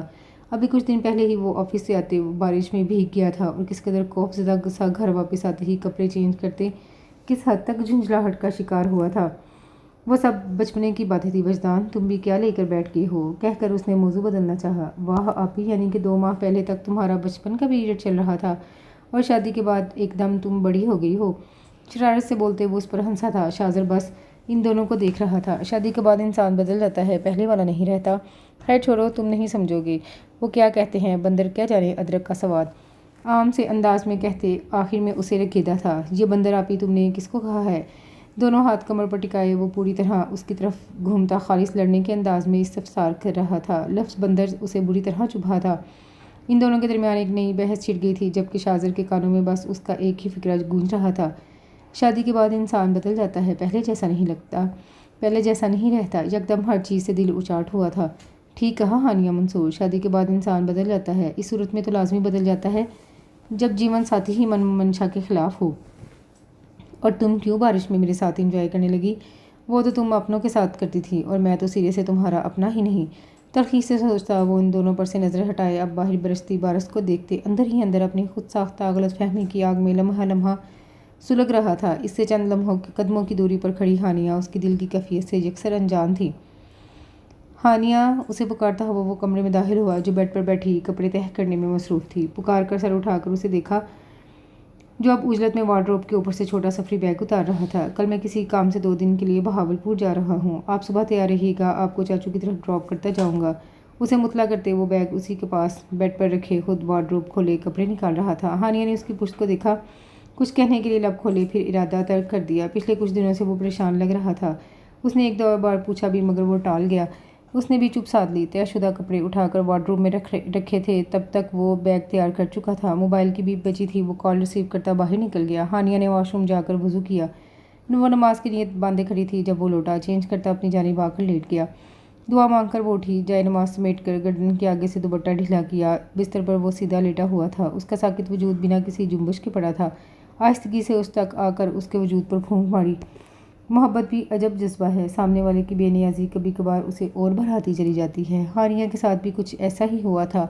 اس کے دل کے کورے کاغذ پر شاذر حیات کا نام جلی حروف سے لکھا گیا تھا جسے اب اس کی بے اتنائی بھی مٹا نہیں پا رہی تھی۔ وہ مریض محبت بنتی جا رہی تھی اور مرض تھا جو ہر روز بڑھتا جا رہا تھا، مگر یہ بھی سچ تھا ہانیہ شاذر حیات کو میٹھا سردرد لیے یہ مرض جی جان سے پیارا تھا۔ لائٹس بند کرتے دوسری جانب آ کر وہ لیٹی۔ کمرے میں سائڈ لمپ کی دھیمی پیلی سی روشنی پھیلی تھی۔ ہانیہ نے اس کے چہرے کا نیم رخ اس کی طرف کروٹ لیتے بہت غور سے دیکھا۔ وہ سوتے بھی بے چین لگا تھا، کوئی تو پریشانی تھی مگر کیا؟ وہ سمجھنے سے قاصر تھی۔ وہ سو گیا تھا اسی یقین کے ساتھ اس نے ہاتھ بڑھا کر بے اختیار اس کے ماتھے پر بکھرے بالوں کو سمیٹا، پھر ہاتھ اس کے بالوں میں ٹھہر گیا، اس کی نرم انگلیاں اب آہستہ آہستہ اس کے بالوں میں چل رہی تھیں۔ مجھے نہیں پتا آپ کو کیا بات پریشان کر رہی ہے شاذر، مگر مجھے آپ کو یوں دیکھ کر اچھا بالکل نہیں لگ رہا۔ بہت سنا تھا نکاح کے بولوں میں بڑی طاقت ہوتی ہے، پر اب جب خود کو دیکھتی ہوں تو اس بات پر یقین سا ہونے لگتا ہے۔ مگر ایسا کیوں ہوتا ہے؟ یہ جذبہ صرف ایک ہی انسان کو اپنے لپیٹ میں لیتا ہے کہ ایسا نہیں ہو سکتا دونوں پر ایک سا اثر انداز ہو؟ کاش میرے اور آپ کے معاملے میں ایسا کچھ ہو جائے۔ آپ اچھا نہیں کر رہے میرے ساتھ، خود تو بنا پوچھے پورے کے پورے دل پر قابض ہو بیٹھے ہیں، اور میں جو آپ کے دل پر آس کا دیا جلائے درواہ ہونے کے انتظار میں بیٹھی ہوں، وہاں نہ جانے ایسا کون سا سنگ آلود قفل ڈال رکھا ہے جو میری لاکھ کوشش پر بھی کھلنے میں نہیں آ رہا۔ اتنے سنگ دل تو مت بنے اب۔ ابو تو کہتے ہیں آپ کا دل انتہا کا نرم ہے، پھر میرے لیے کیوں سیسا پلائی دیوار بن بیٹھے ہیں؟ وہ دل کی زبان سے اس سے گلہ کر رہی تھی، محبت بڑا شکوہ جو فی الحال زبان سے کرنے کا حق وہ اسے دے نہیں رہا تھا۔ اس کا ہاتھ ابھی بھی اس کے بالوں میں سرک رہا تھا، وہ جو کچی سی نیند میں اس کی انگلیوں کا مسحور کن روح افزا لمس پا کر جاگ گیا تھا، مگر اب اپنے سونے کا تاثر قائم رکھے پڑا رہا، یکدم ہلکا پھلکا سا ہو گیا۔ ذہنی اور جذباتی طور پر وہ جس کیفیت کا شکار تھا وہ کسی اپنے کی اپنائیت کی شدت سے طلب ہو رہی تھی، اور وہی احساس اسے ہانیہ کی اس وقت کی قربت نے بخشا تھا۔ وہ بے اختیار ہوا تھا، وہ خود تو پرسکون ہو گیا مگر اس کے دل کی دنیا میں تلاطم برپا کر گیا تھا۔ ہانیہ اس کی اس اچانک کی جسارت کے لیے قطعی تیار نہیں تھی۔ وہ دم سادے اس کی باہوں کے حصار میں پڑی رہی، سانسیں گھٹنے لگی تھیں۔ کچھ پل یوں ہی گزرے تھے مگر پھر اسے سوتا جان کر اس نے ہتھیلی سے ماتھے پر چمکتے شبنم کے قطرے صاف کیے۔ خود کو کمپوز کرتے وہ سونے کی کوشش کرنے لگی، مگر نیند کی دیوی آج مہربان ہونے کو ہی نہیں آ رہی تھی، مگر ساتھ لیٹے وجود کی نیند بڑی گہری اور پرسکون تھی۔ نہ جانے رات کے کس پل اس کی آنکھ لگی تھی۔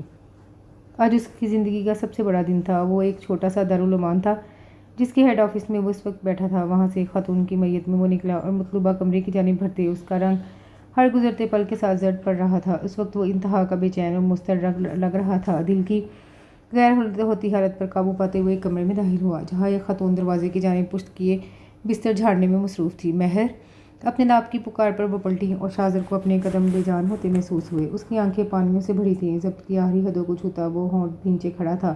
وقت کی دھول نے ان کی شبیہ کو دھندلا دیا تھا مگر پھر بھی وہ انہیں پہچان چکا۔ تم سے کوئی ملنے آیا ہے، وارڈن نے اطلاع دی تھی، اور پیچھے کھڑے وجود کو دیکھ کر آنکھیں تو ان کی بھی ساکت ہوئی تھیں۔ تیمور حیات سے حد درجہ مشابہت پر اسے راہ چلتا بھی پہچان لیتا تھا۔ یہ تو پھر اس کی سگی ماں تھی۔ اس کی آنکھیں چھلکی تھیں۔ شاذر! مہر حیات کے لب پھڑپڑائے تھے اور وہ بھاگ کر ان کی آغوش میں آ سمایا۔ وارڈن موقع کی نزاکت جان کر چپکے سے باہر نکل گئی۔ وہ رو رہا تھا اور آنکھیں تو مہر حیات کی بھی متواتر بہہ رہی تھیں۔ وہ ان کے کندھے میں منہ چھپائے ان کے گرد مضبوط حصار بنائے ہوئے تھے، جیسے ذرا سا ڈھیلا چھوڑنے اور پر ان کے پھر سے کھو جانے کا خدشہ ہو، اور وہ اس کے لمبے چوڑے وجود کو اپنی نحیف بازوؤں میں سمونے کی ناکام کوشش کر رہی تھی۔ مہر حیات کی ٹانگیں بے جان سی ہوتی معلوم ہو رہی تھیں، وہ لڑکھڑائی تھی۔ شاذر نے ان سے الگ ہو کر انہیں بستر پر بٹھایا، خود ان کے قدموں میں بیٹھتا چلا گیا۔ مہر حیات یکٹک اسے دیکھ رہی تھی، آنکھوں میں آئی آنسوں کی دھند بار بار آنکھیں رگڑ کر صاف کرتی وہ اسے یوں دیکھ رہی تھی جیسے کوئی برسوں کا پیاسا حسرت سے پانی کو دیکھتا ہے۔ زبان کچھ بھی کہنے سے قاصر تھی، وہ بھی دوزانوں بیٹھا نظریں جھکائے اپنے آنسو پی رہا تھا جیسے، اور پھر اس خاموش کمرے میں اس کی نم رندی ہوئی آواز گونجی تھی، کیوں کیا آپ نے میرے ساتھ ایسا؟ آپ کو ایک بار بھی اس 7 سالہ بچے کا خیال نہیں آیا؟ ایک بار بھی نہیں سوچا کہ وہ آپ کے بغیر کیسے جیے گا؟ کتنا رویا، کتنا تڑپا ہوگا وہ، جس کے سر سے باپ کا سایہ تو قدرت نے لے لیا مگر ماں کی چھایا آپ نے خود چھین لی۔ وہ گال پر بہتے آنسوؤں کے ساتھ شکوہ کر رہا تھا جو اتنے سالوں میں اس کی زبان پر کبھی نہیں آیا۔ اس کے ہر لفظ پر ان کے اشکوں کی روانی میں اضافہ ہوا تھا۔ منہ پر ہاتھ رکھ کر اپنی سسکیوں کو روکے وہ اسے دیکھ رہی تھی، وہ جو گے برسوں میں دل میں نہ جانے کتنی بار ذہن کے پردے پر اس کے خاکے بناتی تھی، پہرو سوچتی تھی وہ اب کیسا دکھتا ہوگا۔ آج جب تصور سے حقیقت کا روپ دھار کر سامنے بیٹھا تھا تو ان کی سوچ سے بھر کر پیارا اور وجیح لگا تھا۔ کانپتے ہاتھوں سے اس کے خفا سا چہرہ ہاتھوں کے پیالے میں لے کر اس کی پیشانی پر اپنی ممتا بھرا لمس چھوڑا، اس کے چہرے کے ایک ایک نقش کو چومتے اسے اپنے سینے سے لگائے وہ نم آنکھوں سے مسکرائی تھی۔ مجھے معاف کر دو میری جان، میں بے بس تھی۔ تمہیں چھوڑنا میرے لیے اپنی روح کو خود اپنے وجود سے الگ کرنے کے مترادف تھا۔ تمہاری بھلائی کے لیے میں یہ زہر بھی پی گئی بیٹا، مگر میرا اللہ گواہ ہے تمہارے لیے میں پل پل تڑپی ہوں۔ ان کی آواز شدت جذبات سے کانپ رہی تھی، وہ اب بھی یقین و بے یقینی کی دو انتہاؤں کے درمیان کہیں جھول رہی تھیں۔ آپ کا ایک بار بھی دل نہیں چاہا مجھ سے ملنے کا، مجھے دیکھنے کا؟ کسی روٹھے ہوئے بچے کی طرح وہ ان کو دیکھتا ہوا ناراض سا پوچھ رہا تھا۔ میں چاہ کر بھی ایسا نہیں کر سکتی تھی، بد نصیبی میرے ساتھ ساتھ تمہارا دامن بھی تھام لیتی جو مجھے کسی صورت منظور نہیں تھا، اور پھر دل کو تسلی بھی تو تھی چاہے کچھ بھی ہو جائے منصور بھائی تم پر آنچ نہیں آنے دیں گے۔ اس کا چہرہ صاف کرتے اس کا گال سے ہلایا۔ وہ ان کے دونوں گھٹنوں پر ہاتھ رکھے بیٹھا تھا، ان کے قریب وہ اسے چھو کر محسوس کر رہی تھی۔ اتنے سالوں بعد بھی ان کے لیے کسی معجزے سے کم تو نہیں تھا، جو ایسی کوئی آس بھی اپنے دل میں نہ رکھے ہوئے تھی۔ مگر اب تو چلیں گی نا آپ میرے ساتھ، میں آپ کو لینے آیا ہوں۔ ان کا اپنے گال پر رکھا ہاتھ اپنے ہاتھوں میں لیے وہ عقیدت سے چومتا وہ ذرا سا مسکرایا تھا۔ وہ بنا بولے اسے دیکھیں گی، جو ذرا رک کر پھر سے گویا ہوا، جب آپ گئی تھی تب میں چھوٹا تھا، کمزور تھا، آپ کو روک نہیں پایا، مگر اب آپ کا بیٹا بڑا ہو گیا ہے ماما، وہ آپ کے لیے ڈھال بن جائے گا، میں ہر ایک سے ٹکرا جاؤں گا، بس آپ میرے ساتھ چلیں۔ ایک بار ان کا نم چہرہ صاف کرتا وہ انہیں مسکرانے پر مجبور کر گیا۔ وہ بنا بنایا تیمور حیات تھا، صرف شکل و شباہت میں ہی نہیں، عزم اور حوصلے میں بھی باپ کا پرتو تھا۔ ان کا دل برسا گیا۔ تمہیں دیکھ لیا، میرے لیے بس اتنا ہی کافی ہے شاہزر، تمہارے ساتھ جا کر میں تمہارے لیے کوئی نئی مصیبت کھڑی نہیں کرنا چاہتی بیٹا، میں ایک بار پھر سے دھتکار دی جاؤں گی، کہتے ہوئے ان کی آواز میں کہیں سلگتے غم گریہ زار تھے۔ مجھے کسی کی پرواہ نہیں ہے ماما، نہ ہی آپ کو ہونی چاہیے، اتنی سزا بنا جرم کے کاٹ کر بھی دل نہیں بڑھا آپ کا، پلیز مزید خود کو تکلیف نہ دیں اور نہ مجھے اذیت کا شکار کریں، میرے لیے بس آپ اہم ہیں، کسی کو زیادہ مسئلہ ہوا تو میں آپ کو لے کر کسی اور ملک چلا جاؤں گا، مگر آپ کو لیے بغیر یہاں سے نہیں ہلوں گا، وہ اٹل انداز میں کہتا ضد پر اتر آیا۔ مہر نے دیکھا تھا ان آنکھوں میں بیک وقت کچھ پانے کی خوشی کے ساتھ کھو جانے کا خدشہ بھی ہلکولے لے رہا تھا۔ بہت آج سے وہ ان کے جواب کا منتظر تھا۔ انہوں نے اس بات میں سر ہلا دیا، وہ خوشی کے مارے پرجوش سا ان سے لپٹ گیا تھا۔ پھر وہاں بہت سی نم آنکھوں نے یہ منظر دیکھا تھا۔ وہ اپنی ماں کو لے کر خوشی سے دمکتے چہرے کے ساتھ وہاں سے نکلا تھا۔ وہ ایسی جگہ تھی جہاں بہت سے بیٹے اپنی بوڑھی لاچار ماں کو بوجھ سمجھ کر اب چھوڑ جایا کرتے تھے۔ ایسے میں کوئی بہت چاہ سے اپنی جنت وہاں سے لے کر جاتا، بہت سے دلوں کو ایک میٹھی سی خوشی سے ہمکنار کر رہا تھا۔ وہ انہیں لے کر سیدھا گھر آیا تھا۔ گھر آ کر اس نے منصور حیات کو کال کی تھی، مگر بتایا پھر بھی کچھ نہ تھا۔ وہ ہانیہ کو لے کر پہنچے تھے اور اسے سامنے مہر حیات کو دیکھ کر وہ دونوں ششدر رہ گئے۔ شاہزر ان کے روبرو آن کھڑا ہوا۔ کیا آپ کو لگتا ہے میں نے کچھ غلط کیا ہے چاچو؟ وہ ان کو دیکھتا پوچھ رہا تھا۔ منصور حیات نے نفی میں سر ہلایا۔ تم نے ثابت کیا تم تیمور حیات کے بیٹے ہو، جس کے لیے حق بات کے آگے دنیا کی کوئی مصلحت کوئی مجبوری معنی نہیں رکھتی تھی۔ مجھے فخر ہے تم پر، اس کے شانے پر دباؤ ڈال کر کہتے ان کی آواز میں شدت جذبات سے بھر آ گئی۔ وہ بے اختیار مسکرا کر انہیں ان کے گلے لگا تھا۔ دل کی طمانینت میں اضافہ ہوا تھا۔ بھابھی اس سے ملیے، یہ ہے آپ کی بہو ہانیہ۔ اس سے الگ ہوتے انہوں نے ہی ہانیہ کا تعارف کروایا۔ مہر حیات حیرت و انصبات سے اسے دیکھتی مسکرا اٹھی تھی، پھر آگے بڑھ کر اسے پیار کرتے گلے لگایا، ساتھ ایک شکایتی نظر بیٹے پر بھی ڈالی، جس نے راستے بھر دنیا جہاں کی باتیں اس سے کی تھی مگر اس کا ذکر تک نہ کیا۔ وہ ان کی خفگی جان کر نظریں چرا گیا۔ شام کو منصور حیات طاہرہ اور وجدان کے ساتھ دوبارہ آئے۔ طاہرہ حیات شرمسار سے معافی مانگ رہی تھی۔ شاہزر اور مہر نے بھی دل بڑا کر کے ان کو معاف کر دیا اور یوں برسوں پرانی دلوں میں موجود کثافتیں دھل اٹھی تھیں۔ ہر چہرہ کھلا کھلا سا مسرور نظر آ رہا تھا۔ چائے سرو کرتے ہانیہ نے اس کو دیکھا تھا، جس کی مسکراہٹ آج ہونٹوں سے الگ ہی نہیں ہو رہی تھی اور وہ آنکھیں آج ساتھ مسکراتی اور بھی سحر انگیز سی ہو رہی تھیں۔ طاہرہ حیات کی کسی بات کا وہ ہنس کر جواب دے رہا تھا۔ اس نے دل سے اس کی خوشیوں کی تمام کی دعا کی تھی۔ وہ خود بھی مہر حیات کے یوں اچانک مل جانے اور طاہرہ حیات کے سب سے گھل مل جانے پر چہکتی پھر رہی تھی۔ ہانیہ کتنی خوش تھی اپنے گھر میں۔ منصور اللہ پاک نظر سے بچائے۔ واپسی پر گاڑی میں بیٹھتے انہوں نے مسرور ہو کر ڈرائیو کرتے منصور حیات سے کہا تھا، اور یقین جانو طاہرہ، آج تمہیں یوں اپنی خوشیوں میں شریک ہوتا دیکھ اس کے دل میں سے آخری پھانس بھی نکل گئی ہوگی۔ وہ اس کی جانب تشکر سے دیکھتے بول کر مسکرا دیے تھے، جس میں ان کا ساتھ طاہرہ حیات نے بھی دیا تھا۔ عبدالقادر حیات اپنے علاقے کی جانی مانی قدیم روایات پسند عزت دار شخصیت تھے۔ ان کے 4 بچے تھے۔ سب سے بڑے عبدالغفور حیات، تیمور حیات، ثمینہ اور منصور۔ انہوں نے چاروں بچوں کی شادی کے لیے خاندان میں موجود رشتوں کو ہی ترجیح دی تھی۔ ان کی بیوی کی وفات کے بعد جلد ہی غفور صاحب کی شادی کر دی گئی تھی۔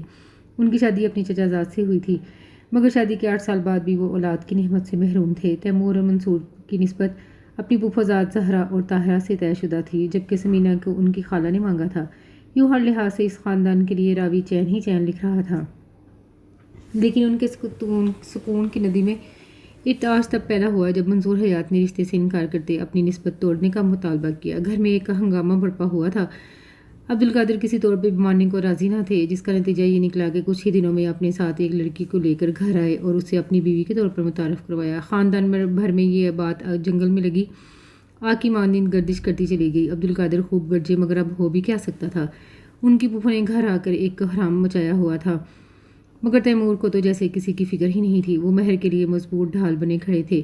آخری بات مہر حیات کو چھوڑنے تک آ گئی، مگر تیمور نے صاف انکار کر دیا۔ خاندان کے بڑوں نے فیصلہ کیا جو ہونا تھا سو ہو گیا، بہتر یہی ہے ان کو قبول کر کے ولیمے کی تقریب رکھ لی جائے تاکہ لوگوں کے منہ بند ہو سکے۔ چاروں ناچار خاندانی عزت و وقار کو بحال رکھنے کو عبدالقادر آمادہ ہو گئے۔ ان کی بہن نے خوب رونا رویا تھا۔ زہرا اور تیمور کی منگنی تو پہلے ہی ٹوٹ گئی، طاہرہ و منصور کی انہوں نے خود ختم کرنے کا اعلان کر دیا، مگر سب بڑے بزرگوں کی مفاہمت سے بادل نخواستہ وہ منصور اور طاہرہ کا رشتہ برقرار رکھنے پر آمادہ ہو گئی تھیں۔ ولیمے کی تقریب میں بہت سے دوست احباب کو مدعو کیا گیا تھا اور وہاں دلہن کو کسی نے دیکھ کر اس کے اسٹیج ڈانسر ہونے کا انکشاف کیا تھا۔ لوگ پہلے ہی تیمور کی نسبت ٹوٹنے اور دوسری جگہ شادی پر چہ مگویاں کر رہے تھے، اب ان کی زبانیں پکڑنا مشکل ہو گیا۔ عبدالقادر کے خاندانی عزت و ناموس پر یہ ایک دھبے جیسا تھا۔ اس بار ان کے جاہ و جلال سے حیات ولا کی دیواریں لرز اٹھی تھیں۔ انہوں نے صاف صاف تیمور حیات کو مہر کو طلاق دینے کا حکم سنایا، بصورت دیگر ان کی خاندان سے قطع تعلقی کا عندیہ بھی سنا ڈالا تھا، اور تیمور حیات نے بنا کسی دو رائے کے مہر حیات کو چنا تھا۔ یوں وہ حیات ولا سے دربدر کر دیے گئے۔ شروع کا کچھ حصہ مشکل رہا، مگر جب ہم سفر من چاہا ہو تو کٹھن مسافتیں بھی آسان ہو جاتی ہیں۔ مہر حیات کی ہمراہی میں وہ سرشار بھی تھے اور آسودہ بھی۔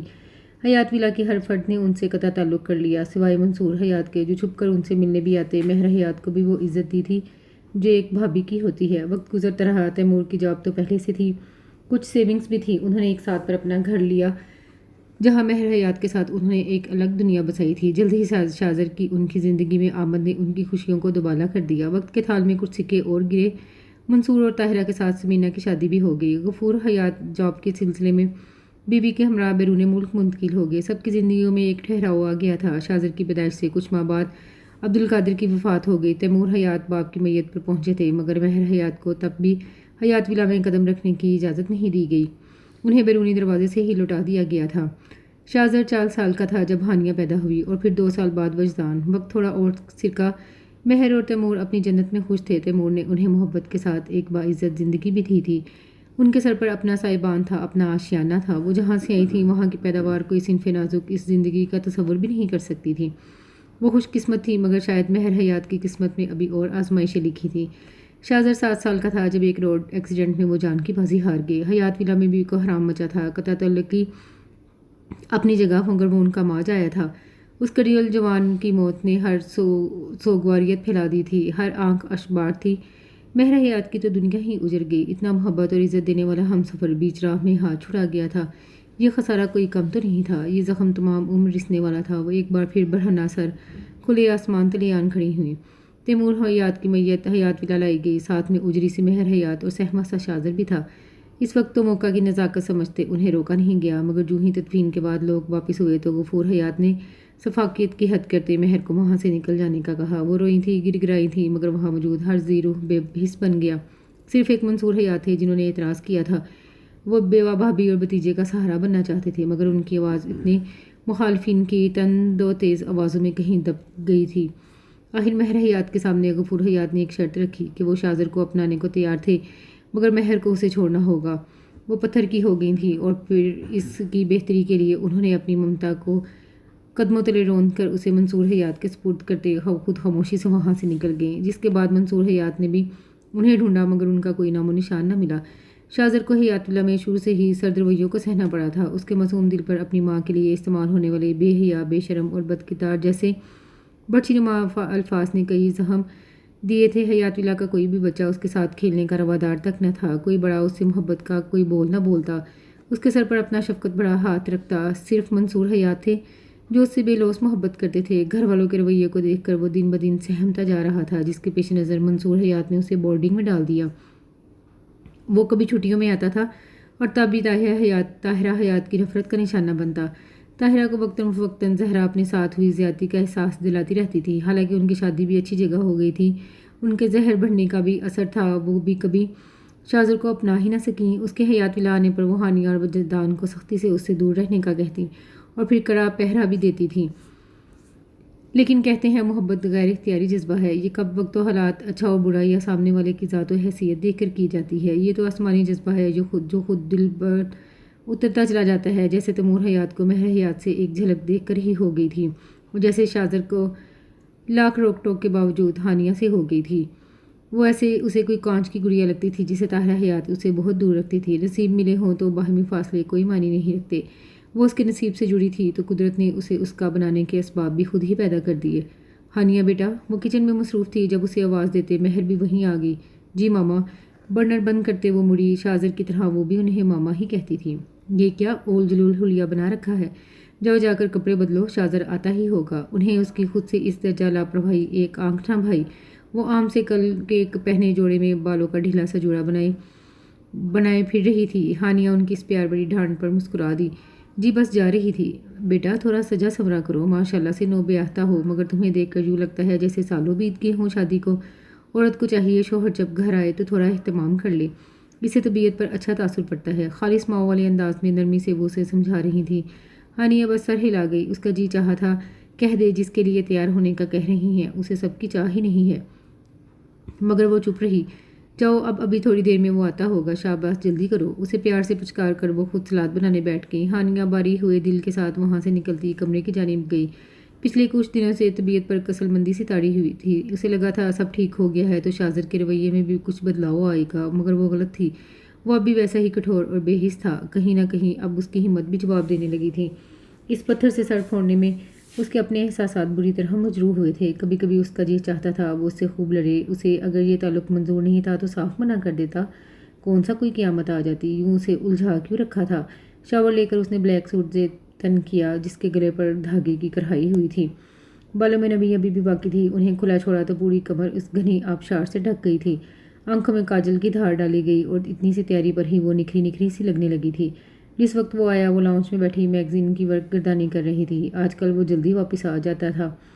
السلام علیکم۔ صوفے پر بیٹھتا وہ اس پر گہری نظر ڈال گیا تھا۔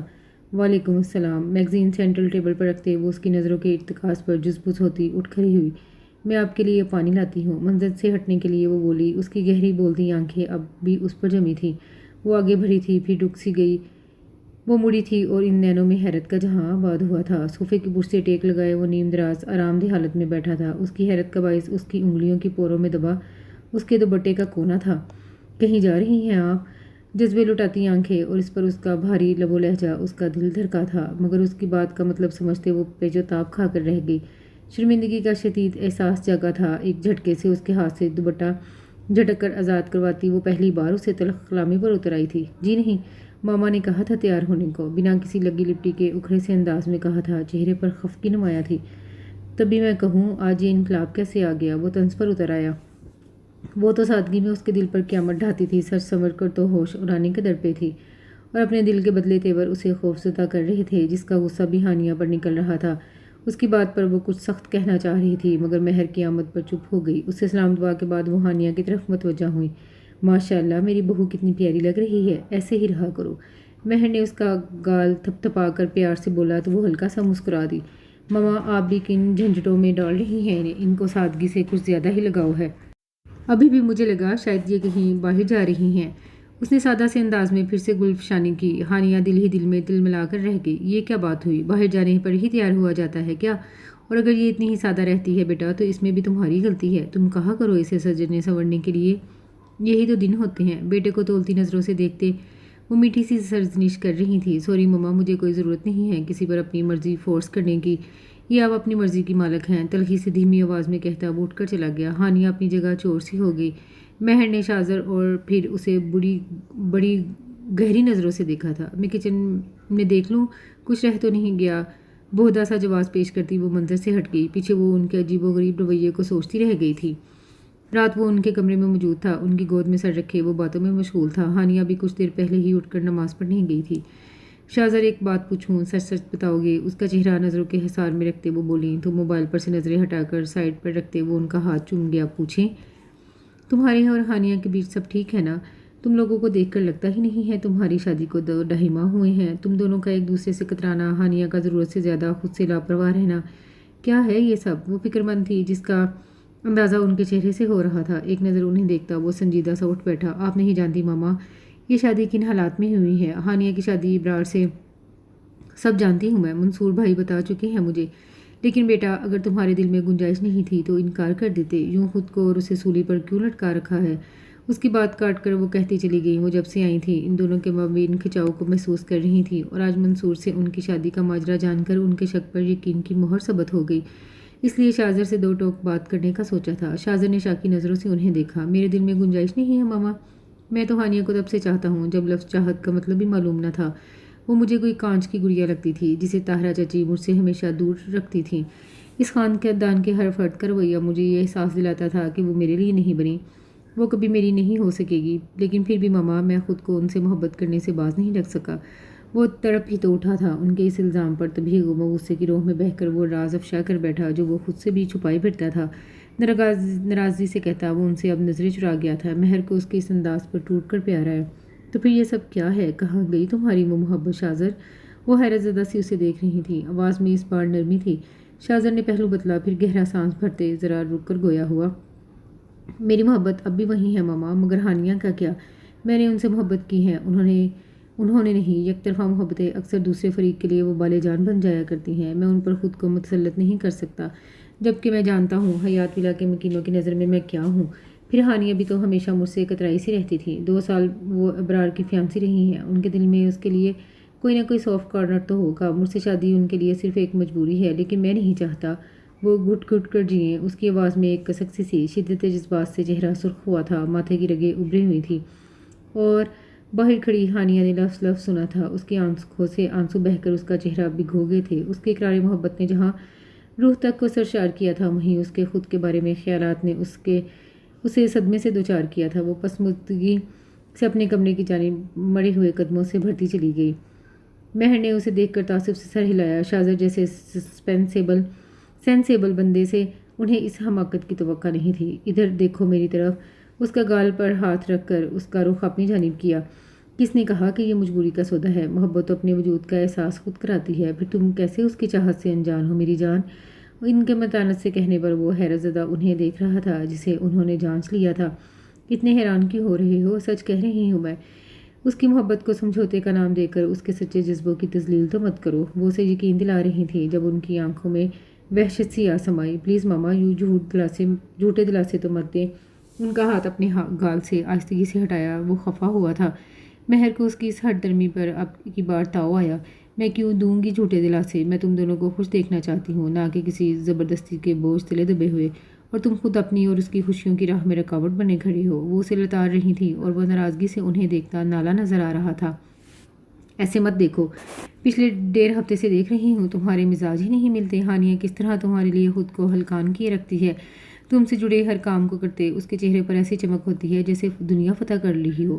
تمہیں دیکھ کر کھل سی جاتی ہے، پہرو بیٹھ کر مجھ سے تمہارے بچپن کی باتیں پوچھتی ہے۔ اسے سمجھوتا کرنا کہتے ہیں؟ محبت کرتی ہے وہ تم سے پاگل، اور وہ بھی بے انتہا۔ تم ہی آنکھیں گروی رکھے ہوئے ہو جو کچھ دکھائی نہیں دیتا۔ کسی مخلص دوست کی طرح ڈانٹ کر وہ کبھی ملائمت سے اسے سمجھاتی، وہ اس کے دل پر بندی بدگمانی کی گرہیں کھولتی جا رہی تھی۔ وہ متحیر سا گنگ بیٹھا تھا، تمام احساسات منجمد سے ہو گئے تھے۔ ذہن میں اس کا اداس چہرہ گردش کر رہا تھا، تو کبھی اس سے بات کرنے کی کوشش کرتی، چہرے پر نرم سی مسکان لیے دکھائی دے رہی تھی۔ صرف ایک بار اپنی آنکھوں پر بندی یہ خود ساختہ بدگمانی کی پٹی ہٹا کر دیکھو شاذر، ہر منظر بہت صاف دکھائی دیکھا۔ ابرار سے اس کی منگنی ہوئی تھی، وہ کچی ڈور سے بھی زیادہ نازک سا تعلق ہے، مگر تم سے وہ نکاح میں بندی ہے بیٹا۔ 2 اجنبیوں میں بھی روح کا رشتہ قائم کر دیتا ہے۔ اس کا ہاتھ نرمی سے تھپتھپا کر وہ پیار سے کہہ رہی تھی، اور وہ مائع ہوئے ذہن سے کچھ سمجھنے اور کچھ نہ سمجھی کسی کیفیت میں ڈوبا انہیں دیکھ رہا تھا۔ مہر کے کمرے سے نکل کر وہ ٹیرس پر آ گیا۔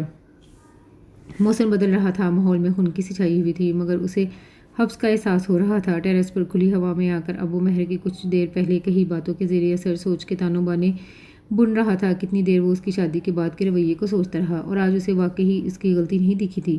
اس کی اسے خوش کرنے کی کوششیں دکھائی دے رہی تھیں۔ اس رشتے کے لیے اس کی لگن محسوس ہوئی تھی، اپنے لیے اس کی الفت کا اچھوتا احساس جاگا تھا، اور پھر اپنے رویے کی بدصورتی بھی نظر آئی تھی۔ محبت کا دعوے دار تو وہ تھا، پھر کیسے اس کے حال دل سے انجان رہا؟ نہ جانے کتنی بار اس کا دل توڑنے کا خطاوار بن بیٹھا تھا۔ تعصب کے ساتھ ندامت کا حصار بھی اس کے گرد بندھا تھا۔ تھک کر کمرے کی راہ لی، جوں ہی دروازہ کھول کر وہ اندر داخل ہوا، نظر بیڈ پر بیٹھی اسی دشمن جاں پر پڑی تھی جو آہٹ پر نگاہ اٹھا کر اس کی جانب بھی دیکھ رہی تھی۔ اپنے پیچھے دروازہ بند کرتے وہ ٹھٹکا تھا۔ متورم آنکھیں، سرخ ہوئی ناک اور آنسو سے تر چہرے پر ڈھیلی سی چوٹی سے نکل کر چپکی چند لٹیں۔ دوپٹہ بے دہانی سے ایک طرف جھول رہا تھا۔ وہ متوحش سا آگے بڑھا۔ کیا ہوا ہانیہ، آپ ٹھیک تو ہیں نا؟ اس کا فکر مندانہ سا انداز اس کے آنسوؤں میں مزید روانی لے آیا۔ شاذر پریشان سا اس سے کچھ فاصلے پر بیٹھا رخ اس کی طرف موڑ گیا تھا۔ ہانیہ پلیز، کوئی تکلیف ہے تو بتائیں، اس طرح روئے کیوں جا رہی ہیں؟ اسے لگا تھا اس کی طبیعت خراب ہے شاید۔ وہ بے بسی سے اسے روتا دیکھ رہا تھا اور یہ رونا دل پر بڑا گراں گزر رہا تھا۔ اس کی بات سن کر وہ بل کھا کر رہ گئی، پانیوں سے بھری جھیل آنکھوں سے اس بے دردی کو دیکھا تھا جو درد بھی خود دیتا تھا اور پھر انجان اتنا تھا کہ وجہ جاننے پر بھی وزید تھا۔ اسے لگا تھا پہلی بار وہ اس کے سامنے اپنا ضبط کھو دے گی۔ تکلیف مجھے نہیں، آپ کو ہے میری ذات سے، مجھ سے جڑی ہر بات سے۔ آپ ہوتے کون ہیں میرے بارے میں اس طرح سے سوچنے والے؟ خود ہی مفروضے قائم کیے اور خود ہی ان کی تصدیق بھی کر ڈالی۔ مجھ سے پوچھنا تو درکنار، ایک بار بات کرنا بھی گوارا نہیں کیا۔ وہ غصے سے جیسے بڑی بیٹھی تھی، بس موقع کی تلاش میں تھی، اور یکدم کسی بھری ہوئی شیرنی کی طرح دھارتی بات کرتے بیڈ سے اٹھ کھڑی ہوئی۔ اس کا چہرہ بھلے تر تھا مگر لفظوں میں کہیں نمی کا شائبہ تک نہ تھا۔ مضبوط متوازن لہجہ، سارا وجود غم و غصے کی شدت سے ہانپ رہا تھا۔ شاذر پھٹی بے یقین آنکھوں سے اس کا یہ مرنے مارنے والا روپ پہلی بار دیکھ رہا تھا۔ لمحے کے ہزارویں حصے میں اسے احساس ہوا وہ اس کی اور مہر کی باتیں سن چکی ہیں۔ ایک گہرا سانس خارج کرتے اس نے اپنے اعصاب کو ڈھیلا چھوڑا تھا۔ ہانیہ میری بات سنو، پلیز بیٹھ جاؤ آرام سے، ہم اس بارے میں بات کر لیتے ہیں۔ خود کو پرسکون کرتا وہ مفاہمت کے انداز میں ہاتھ کھڑے کرتے ایک پل میں آپ سے تم تک کا سفر طے کرتے اسے دیکھتا کہہ رہا تھا، جو شعلہ بار نظروں سے اسے گھور رہی تھی۔ نہیں شاذر حیات، شادی کے بعد سے لے کر آج تک میں صرف آپ کی ہی سنتی آئی ہوں، یہ سوچ کر کہ آپ کو اس رشتے کو قبول کرنے کے لیے وقت درکار ہے۔ یہ سب جتنا اچانک ہوا ہے، آپ کو سنبھلنے کے لیے موقع نہیں ملا، اور میں آپ کو وہی سپیس دے رہی تھی۔ کتنی بے وقوف تھی نا میں، جان ہی نہیں پائی آپ کے تو ذہن و دل میں کچھ اور ہی چل رہا ہے، کچھ اور۔ بری طرح ضبط کھوتی ہچکیوں سے روتی وہ زمین پر دو جانوں بیٹھتی چلی گئی۔ شاذر سے کچھ دیر بھی اس کا یوں رونا بلکنا برداشت نہیں ہوا۔ اس لڑکی کو اس نے خود سے بڑھ کر چاہا تھا۔ وہ اس کی آنکھوں میں ایک آنسو دیکھنے کا روادار نہیں تھا۔ کجا ان آنسوؤں کا باعث بننا؟ خود کو لان تان کرتا وہ اٹھا تھا، اس کے پاس جا کر جھکتے اسے دونوں ہاتھوں سے تھام کر مقابل کھڑا کیا۔ نمکین پانیوں سے لدی وہ پلکیں اور بھیگے ہوئے گال، کبھی وہ چہرہ اس کے لیے ایک خوبصورت خواب ہوا کرتا تھا جو قدرت کی مہربانی سے آج حقیقت کا روپ دھارے اس کے مجسم روبرو کھڑا تھا۔ نرمی سے اس کے گرد بازو کا حصار کھینچتے اس کے کامتے وجود کو خود سے لگایا، اور وہ اس کے شانے پر سر رکھے آنسو بہاتی اس کی شرٹ کو مٹھیوں میں بھینچ گئی تھی۔ آپ نے غلط کیا شاذر، صرف ایک بار تو مجھ سے بات کی ہوتی، مجھ سے پوچھا تو ہوتا۔ دنیا کا ہر قانون ملزم کو سزا سنانے سے پہلے صفائی کا ایک موقع دیتا ہے۔ آپ نے تو مجھے یہ حق بھی نہیں دیا۔ وہ لڑ جگر کر تھک گئی تھی شاید۔ نیم سرگوشی میں رندھی ہوئی آواز کے ساتھ وہ اس کی پناہ میں کھڑی اسی کے مظالم پر شکوہ کناں تھی۔ اس کے اتنے مان بھرے انداز نے شاذر کے دل کی دنیا اتھل پتھل کی تھی۔ نرمی سے اسے خود سے الگ کرتے اس کا من لبھاتا چہرہ دیکھا تھا۔ رخ روشن پر آئی چند آوارہ لٹیں جو کچھ دیر پہلے کی طوفانی بارش میں اس کے گالوں پر چپک گئی تھیں، انہیں احتیاط سے پیچھے کرتے اپنے لبوں کی پہلی مہر اس کی بے داغ پیشانی پر ثبت کی تھی۔ ہانیہ نے آنکھیں بند کر کے دل کی گہرائی تک اس لمس کی مہربان تاثیر کو اترتا محسوس کیا۔ محبوب کی ایک نظر التفات سے ہی دل کی وادی میں آگے سبھی خفگی اور ناراضگی کے خاردار کانٹے یکدم نکلتے چلے گئے تھے۔ اب وہاں اس کی چاہتوں کے خوش رنگ و بو گلاب مہک رہے تھے، وہ بھی صرف اور صرف شاذر حیات کے لیے وہ انمول محبتوں کا حقدار ٹھہرایا گیا تھا۔ اگر اس وقت پوچھ لیتا تو پھر یہ کیسے پتہ چلتا کہ مجھ سے کترائی سی رہنے والی ہانیہ منصور حیات مجھ سے دیوانوں کی طرح عشق کرتی ہے؟ اس کا چہرہ ہاتھوں کے پیالے میں لیے وہ شرارت سے پر انداز میں کہہ رہا تھا۔ دل کی دنیا میں سے غلط فہمی و بدگمانی کے بادل چھٹے تھے تو خوشگواریت کا احساس رگ و بے میں تمانیت کی لہر دورا گیا تھا۔ کچھ دیر پہلے غصہ کرتی لڑتی اور پھر محبت برا شکوہ کرتی ہانیہ اسے بنا اعتراف محبت کیے ہی اسے جیت گئی تھی۔ رویے ہمارے کہے الفاظ سے زیادہ اثر پذیر ہوتے ہیں، بس انہیں محسوس کرنے والا دل ہونا چاہیے۔ جی نہیں، کسی خوش فہمی میں مت رہیے گا۔ آپ سے محبت ہانیہ منصور حیات نے نہیں بلکہ ہانیہ شاذر حیات نے۔ اس کے ہاتھوں کو آہستگی سے جھٹک کر وہ ترک کر کہتی اس کی تصدیق کر رہی تھی، جب اس کی پرشوق جذبے لٹاتی آنکھوں کی بھرتی چمک اور ہونٹوں پر کھلتی فاتح مسکراہٹ نے اسے یکدم خاموش کروا دیا تھا۔ کتنے گناہ ہیں یہ اللہ، میں ایویں ہی اتنا معصوم سمجھ رہی تھی، کیسے چلاکی سے خود تو ایک لفظ بھی نہیں کہا اور مجھ سے ببانگ دہل اظہار محبت بھی کروا لیا۔ وہ جی جان سے خجل ہوئی تھی۔ ہانیہ کا یہ اعتراف اسے اندر روح تک سرشار کر گیا۔ کتنا دل فریب احساس تھا، وہ تہی دامہ نہیں رہا تھا، محبت پا کر بھی نامراد نہیں رہا تھا۔ اگر اس نے ہانیہ کو بنا کسی مطلب کے چاہا تھا تو بدلے میں اس کی بے لوث محبت کا حقدار بھی ٹھہرا تھا۔ ایسے نہ صحیح ویسے صحیح، مگر محبت تو کرتی ہو نا۔ بازو سینے پر باندھ کر اس کے چہرے کے خفا تاثرات کو محظوظ نظروں سے تکتا وہ اسے چھیڑ رہا تھا۔ وہ چڑ گئی تھی۔ ہاں کرتی ہوں محبت، لیکن آپ کی طرح بزدل نہیں ہوں۔ اتنی ہمت رکھتی ہوں کہ اس کا اظہار بھی کر سکوں، نہ کہ ساتھ پردوں میں چھپائے رکھوں۔ گردن اکڑا کر شانے بے نیازی سے کہتی وہ آخر میں اس پر چوٹ کر گئی۔ شاذر کو اس کا دو بدو جواب دیتا یہ انداز بڑا پیارا لگا۔ لب اسے دیکھ مسکائے جا رہے تھے۔ آج پتہ چل رہا ہے طاہرہ چچی کی بیٹی ہو۔ مسکراہٹ دبا کر اس کی جانب ذرا جھک کر رازدارانہ لہجے میں بتایا تو اس کی اس شوخی پر ہانیہ نے اسے گھورا تھا۔ اس کا ہاتھ تھام کر وہ اسے لیے بیڈ پر بیٹھا۔ ہانیہ نے بھی کوئی مزاحمت نہیں کی، آرام سے اس کے پہلو میں ذرا سے فاصلے پر بیٹھتی چلی گئی۔ اس کا ہاتھ شاذر کے ہاتھ میں موقید تھا۔ وہ ترچھا رخ کیے اس کی طرف دیکھتا سنجیدہ ہوا۔ میں بزدل نہیں ہوں ہانیہ، نہ ہی مجھے تم سے محبت پر کوئی شرمندگی ہوئی ہے۔ بس حالات ایسے تھے، میں چاہ کر بھی اس محبت کو پانے کا متقاضی نہیں ہو سکتا تھا۔ سب کے سرد رویے میرے جذبات پر اوس ڈالتے چلے گئے، اور پھر تمہارے انداز بھی تو اتنی بیگانگی لیے ہوتے تھے کہ کبھی ہمت ہی نہیں پڑی۔ آہستگی سے کہتے وہ خفیف سا ہنستا وہ رکا۔ بخدا میں نے کبھی آپ کے یا ماما کے بارے میں کچھ غلط نہیں سوچا شاذر۔ ہاں، آپ سے بات نہ کرنا ایک اختیاری عمل تھا میرا، کیونکہ امی کو پسند نہیں تھا۔ میری آپ سے بڑھتی نرمی انہیں آپ پر اور طنز کرنے کا موقع دیتی، جو میں نہیں چاہتی تھی۔ ابو آپ سے بہت پیار کرتے ہیں، پھر میں کیسے آپ سے نفرت کر سکتی تھی؟ اور جہاں تک بات ہے میری اور ابرار کی منگنی کی، تو وہ ہماری منگنی کے بعد ایک بار بھی پاکستان نہیں آئے، نہ ہی میرا ان سے کوئی رابطہ تھا جو کوئی دلی لگاؤ ہوتا۔ ویسے بھی میرا ماننا ہے اصل محبت تو شادی کے بعد ہوتی ہے، جہاں ایک دوسرے کی خوبیوں خامیوں کے ساتھ دو لوگ ایک دوسرے کو اپناتے ہیں۔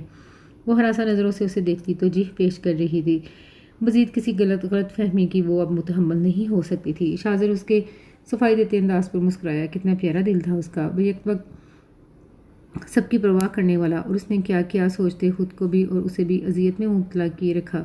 آئی ایم سوری، میں زیادتی کر گیا تمہارے ساتھ، مگر میرا اللہ گواہ ہے ہانیہ، میں صرف تمہاری خاطر یہ سب کر رہا تھا۔ میرے لیے تو اتنا ہی کافی تھا۔ تم اب میری ہو، میری دسترس میں ہو، میری آنکھوں کے سامنے، مگر تم ہی اگر خوش نہیں ہوتی تو میری خوشی کیسے مکمل ہو سکتی تھی؟ وہ نادم تھا، معافی کا طالب، اور ہانیہ نے تو سرے سے اسے قصوروار جانا ہی نہیں تھا۔ پھر کیا معافی اور کیا تلافی، مگر اسے تنگ بھی تو کرنا تھا۔ اسے کتنا ستایا تھا، اب اتنا حق تو اس کا بھی بنتا تھا۔ سوچوں گی اس بارے میں، گردن تان کر احسان کیا گیا تھا۔ شاذر سر کو ہلکا سا ہلاتا مسکرا کر ہلکا پھلکا ہو گیا۔ اس کے انداز ناراضگی والے تھے ہی کب۔ ایک بات تو بتائیں، ماما کیسے ملی آپ کو؟ اتنے دنوں سے تجسس تھا یہ جاننے کا، آج پوچھ ہی ڈالا۔ شاذر نے منہ بنا کر اسے دیکھا۔ اچھے خاصے رومانٹک ماحول میں اسے یہ پوچھنے کی یاد آئی تھی۔ امریکہ سے واپس آنے کی واحد یہی وجہ تھی، مجھے ماما کو تلاش کرنا تھا۔ پچھلے 2 سال سے یہی تو کر رہا ہوں، ہر وہ جگہ چھان ماری جہاں ان کے ہونے کی ذرا بھر بھی امید تھی۔ ان کی پرانی رہائش گاہ پر بھی گیا جہاں انہوں نے آنکھ کھولی تھی، مگر وہاں بھی سب نے لا علمی کا اظہار کیا۔ ماما کی شادی کرنے پر ان کے رشتہ دار ناراض تھے، مجھے بھی خوب کھڑی سنائی سب نے۔ پھر بابا کے ایک دوست کو تلاشا جو ان کے نکاح میں بھی گواہ تھے۔ شادی کے بعد جب بابا کو گھر سے نکال دیا گیا تب بھی خالد انکل نے ان کی بہت مدد کی، مگر مسئلہ یہ تھا کہ وہ بیرون ملک چلے گئے، ان کا پتہ لگنے میں وقت لگ گیا۔ بابا کے جانے کے بعد ماما ان کے پاس ہی گئی تھیں اور پھر ان کی توسط سے ہی اس دارالامان میں پہنچی۔ ماما نے جان بوجھ کر ایک چھوٹے شہر کو ترجیح دی تھی تاکہ چاچو ان کو تلاش نہ کر سکے۔ وہ نہیں چاہتی تھیں ان کے لیے خاندان میں کوئی دشواری پیدا ہو۔ آہستہ سے آواز میں سامنے دیکھتے وہ ٹھہرے ہوئے لہجے میں بولتا گیا۔ ہانیہ غور سے اس کا چہرہ دیکھتی، وہ پوری توجہ سے سن رہی تھی، جو پہلی بار اس کو یوں اتنا بولتا سن رہی تھی۔ بس یہاں اور بھی کچھ پوچھنا ہے؟ اور اب وہ پوری طرح اس کی طرف گھوم کر مڑا، اسے دیکھتا سادگی سے استفسار کر رہا تھا، مگر اس سادگی کے پیچھے چھپی شوخی ہانیہ کو جذبوز کر رہی تھی۔ اس نے نظریں جھکاتے نفی میں سر ہلایا۔ گڈ، تو اب ہم اپنی بات کر سکتے ہیں۔ تو کہاں تھا میں؟ ہاں، غلط فہمی بھی دور ہوگی اور معافی تلافی بھی ہوگی، تو تھوڑا آگے بڑھیں۔ اس کا ہاتھ ہلکے سے دباتا وہ معنی خاضی سے مسکرایا۔ ہانیہ سر پٹائی تھی۔ کس نے کہا معافی تلافی ہو گئی ہے؟ آپ نے ٹھیک سے سنا نہیں شاید۔ میں نے کہا میں سوچوں گی۔ اس کے ہاتھ سے اپنا ہاتھ نکالتی، اس کی اپنے سراپے پر پھسلتی شوق جذبوں کا ٹھاٹھے مارتا سمندر لیے نگاہوں سے وہ گڑبڑا کر اپنا دوپٹہ سے ہی کرتی اٹھی تھی۔ شاذر نے بے چارگی سے کان کی لو مس لی۔ چلو معاف نہ کرنا جب تک دل کرے، مگر پیار کرنے کا حق تو دے دو۔ بے باک نظریں اس سے چھوئی موئی ہونے پر مجبور کر رہی تھی۔ اسے خفیف سا گھورا۔ کچھ دیر پہلے تک تو جناب کی بیگانگی کی انتہا تھی اور اب شناسائیوں کی نئی تاریخ رقم کرنے کی تیاری میں تھے۔ دل کی بے ربط ہوئی دھڑکن سے گھبرا کر وہ آگے بڑھی۔ شاذر پرسکون سا ٹانگیں نیچے کیے ہی بستر پر لیٹ چکا تھا۔ کہاں چلی؟ جواب تو دیتی جاؤ۔ گردن موڑ کر اس کی نظروں کے حصار میں رکھا تھا جو اب وارڈروب کھولے کھڑی تھی۔ آپ کے کل کے لیے آفس کے کپڑے نکال دیں۔ میرا منہ نے جواب دیا۔ اگلا سوال جان بوجھ کر نظر انداز کر گئی۔ چہرے پر کھلے گلال نے ایک اور ہی طرح کی کوسے قضا کے رنگ بکھیر دیے تھے۔ پر میرا تو کل آفس جانے کا کوئی ارادہ نہیں، بلکہ میں تو سوچ رہا ہوں ऑफिस से कुछ छुट्टियां ले लो, हनीमून भी तो ड्यू है अभी, कहीं घूमने फिरने चलते हैं। करवट लेकर कोहनी के बल लेटा हाथ सर के नीचे रखा, वो सर उठाकर उसे देखता दोस्ताना अंदाज में बेतकल्फी से मनसूबाबंदी कर रहा था। जी नहीं, मुझे नहीं जाना कहीं भी आपके साथ। इतने अरसे बाद सबके दिलों की कदूरतें ख़त्म हुई हैं। यहाँ रहकर ज़्यादा मज़ा आएगा ना कि कहीं जाकर आपके साथ बोर होने में। बेमकसद कपड़े उलट पुलट करती वो खुद को मसरूफ़ ज़ाहिर करती उसे चिढ़ाने की गर्ज से कह रही थी। वो उसकी झिझक से लुत्फ़अंदोज़ हो रहा था। बेवजह की ये बहस उसे मज़ा दे रही थी। खुद से ही अंदाजे तो मत लगाओ, बोर तो बिल्कुल नहीं करूँगा। हाँ, आजमाइश शर्त है। अच्छा पास तो आओ, इतनी दूर से शायद तुम्हें मेरी बात ठीक से समझ नहीं आ रही, मैंने खीजी से कहता वो चेहरे पर बड़ी जानदार सी मुस्कुराहट लिए हाथ आगे किए उसे पास आने की इस्तदा कर रहा था। अलमारी का पट बंद करते हानिया की पलकें इन गुलनार आर्ज़ों पर लर्जी थीं। शर्मिंदगी से मुस्कान के साथ वो छोटे छोटे कदम लेती उसकी तरफ भरी जो मुंतज़िर था। हर बढ़ता कदम उनके दरमियान मौजूद दूरी को मात दे रहा था। मोहब्बत उस पर मेहरबान हुई थी, तो न शुक्री की मुर्तकिब वो भी नहीं हुई थी। कुछ देर से ही सही मोहब्बत अपना आप मनवाने में कामयाब हुई थी। हानिया पर शुक्र रब्बी वाजिब था तो शाजर ने भी एक अरसा तपती धूप का सफ़र तय करते बहारों को पा लिया था। आगे का सफ़र खूबसूरत था। इसके साथ ही ये प्यारा सा नावल अपने इख्तिताम को पहुंचा। उम्मीद करती हूँ आपको ये नावल भी दूसरे नावल्स की तरह पसंद आया होगा। कमेंट में अपनी राय का इज़हार ज़रूर कीजिएगा। दुआ में याद रखिएगा। अल्लाह हाफिज़।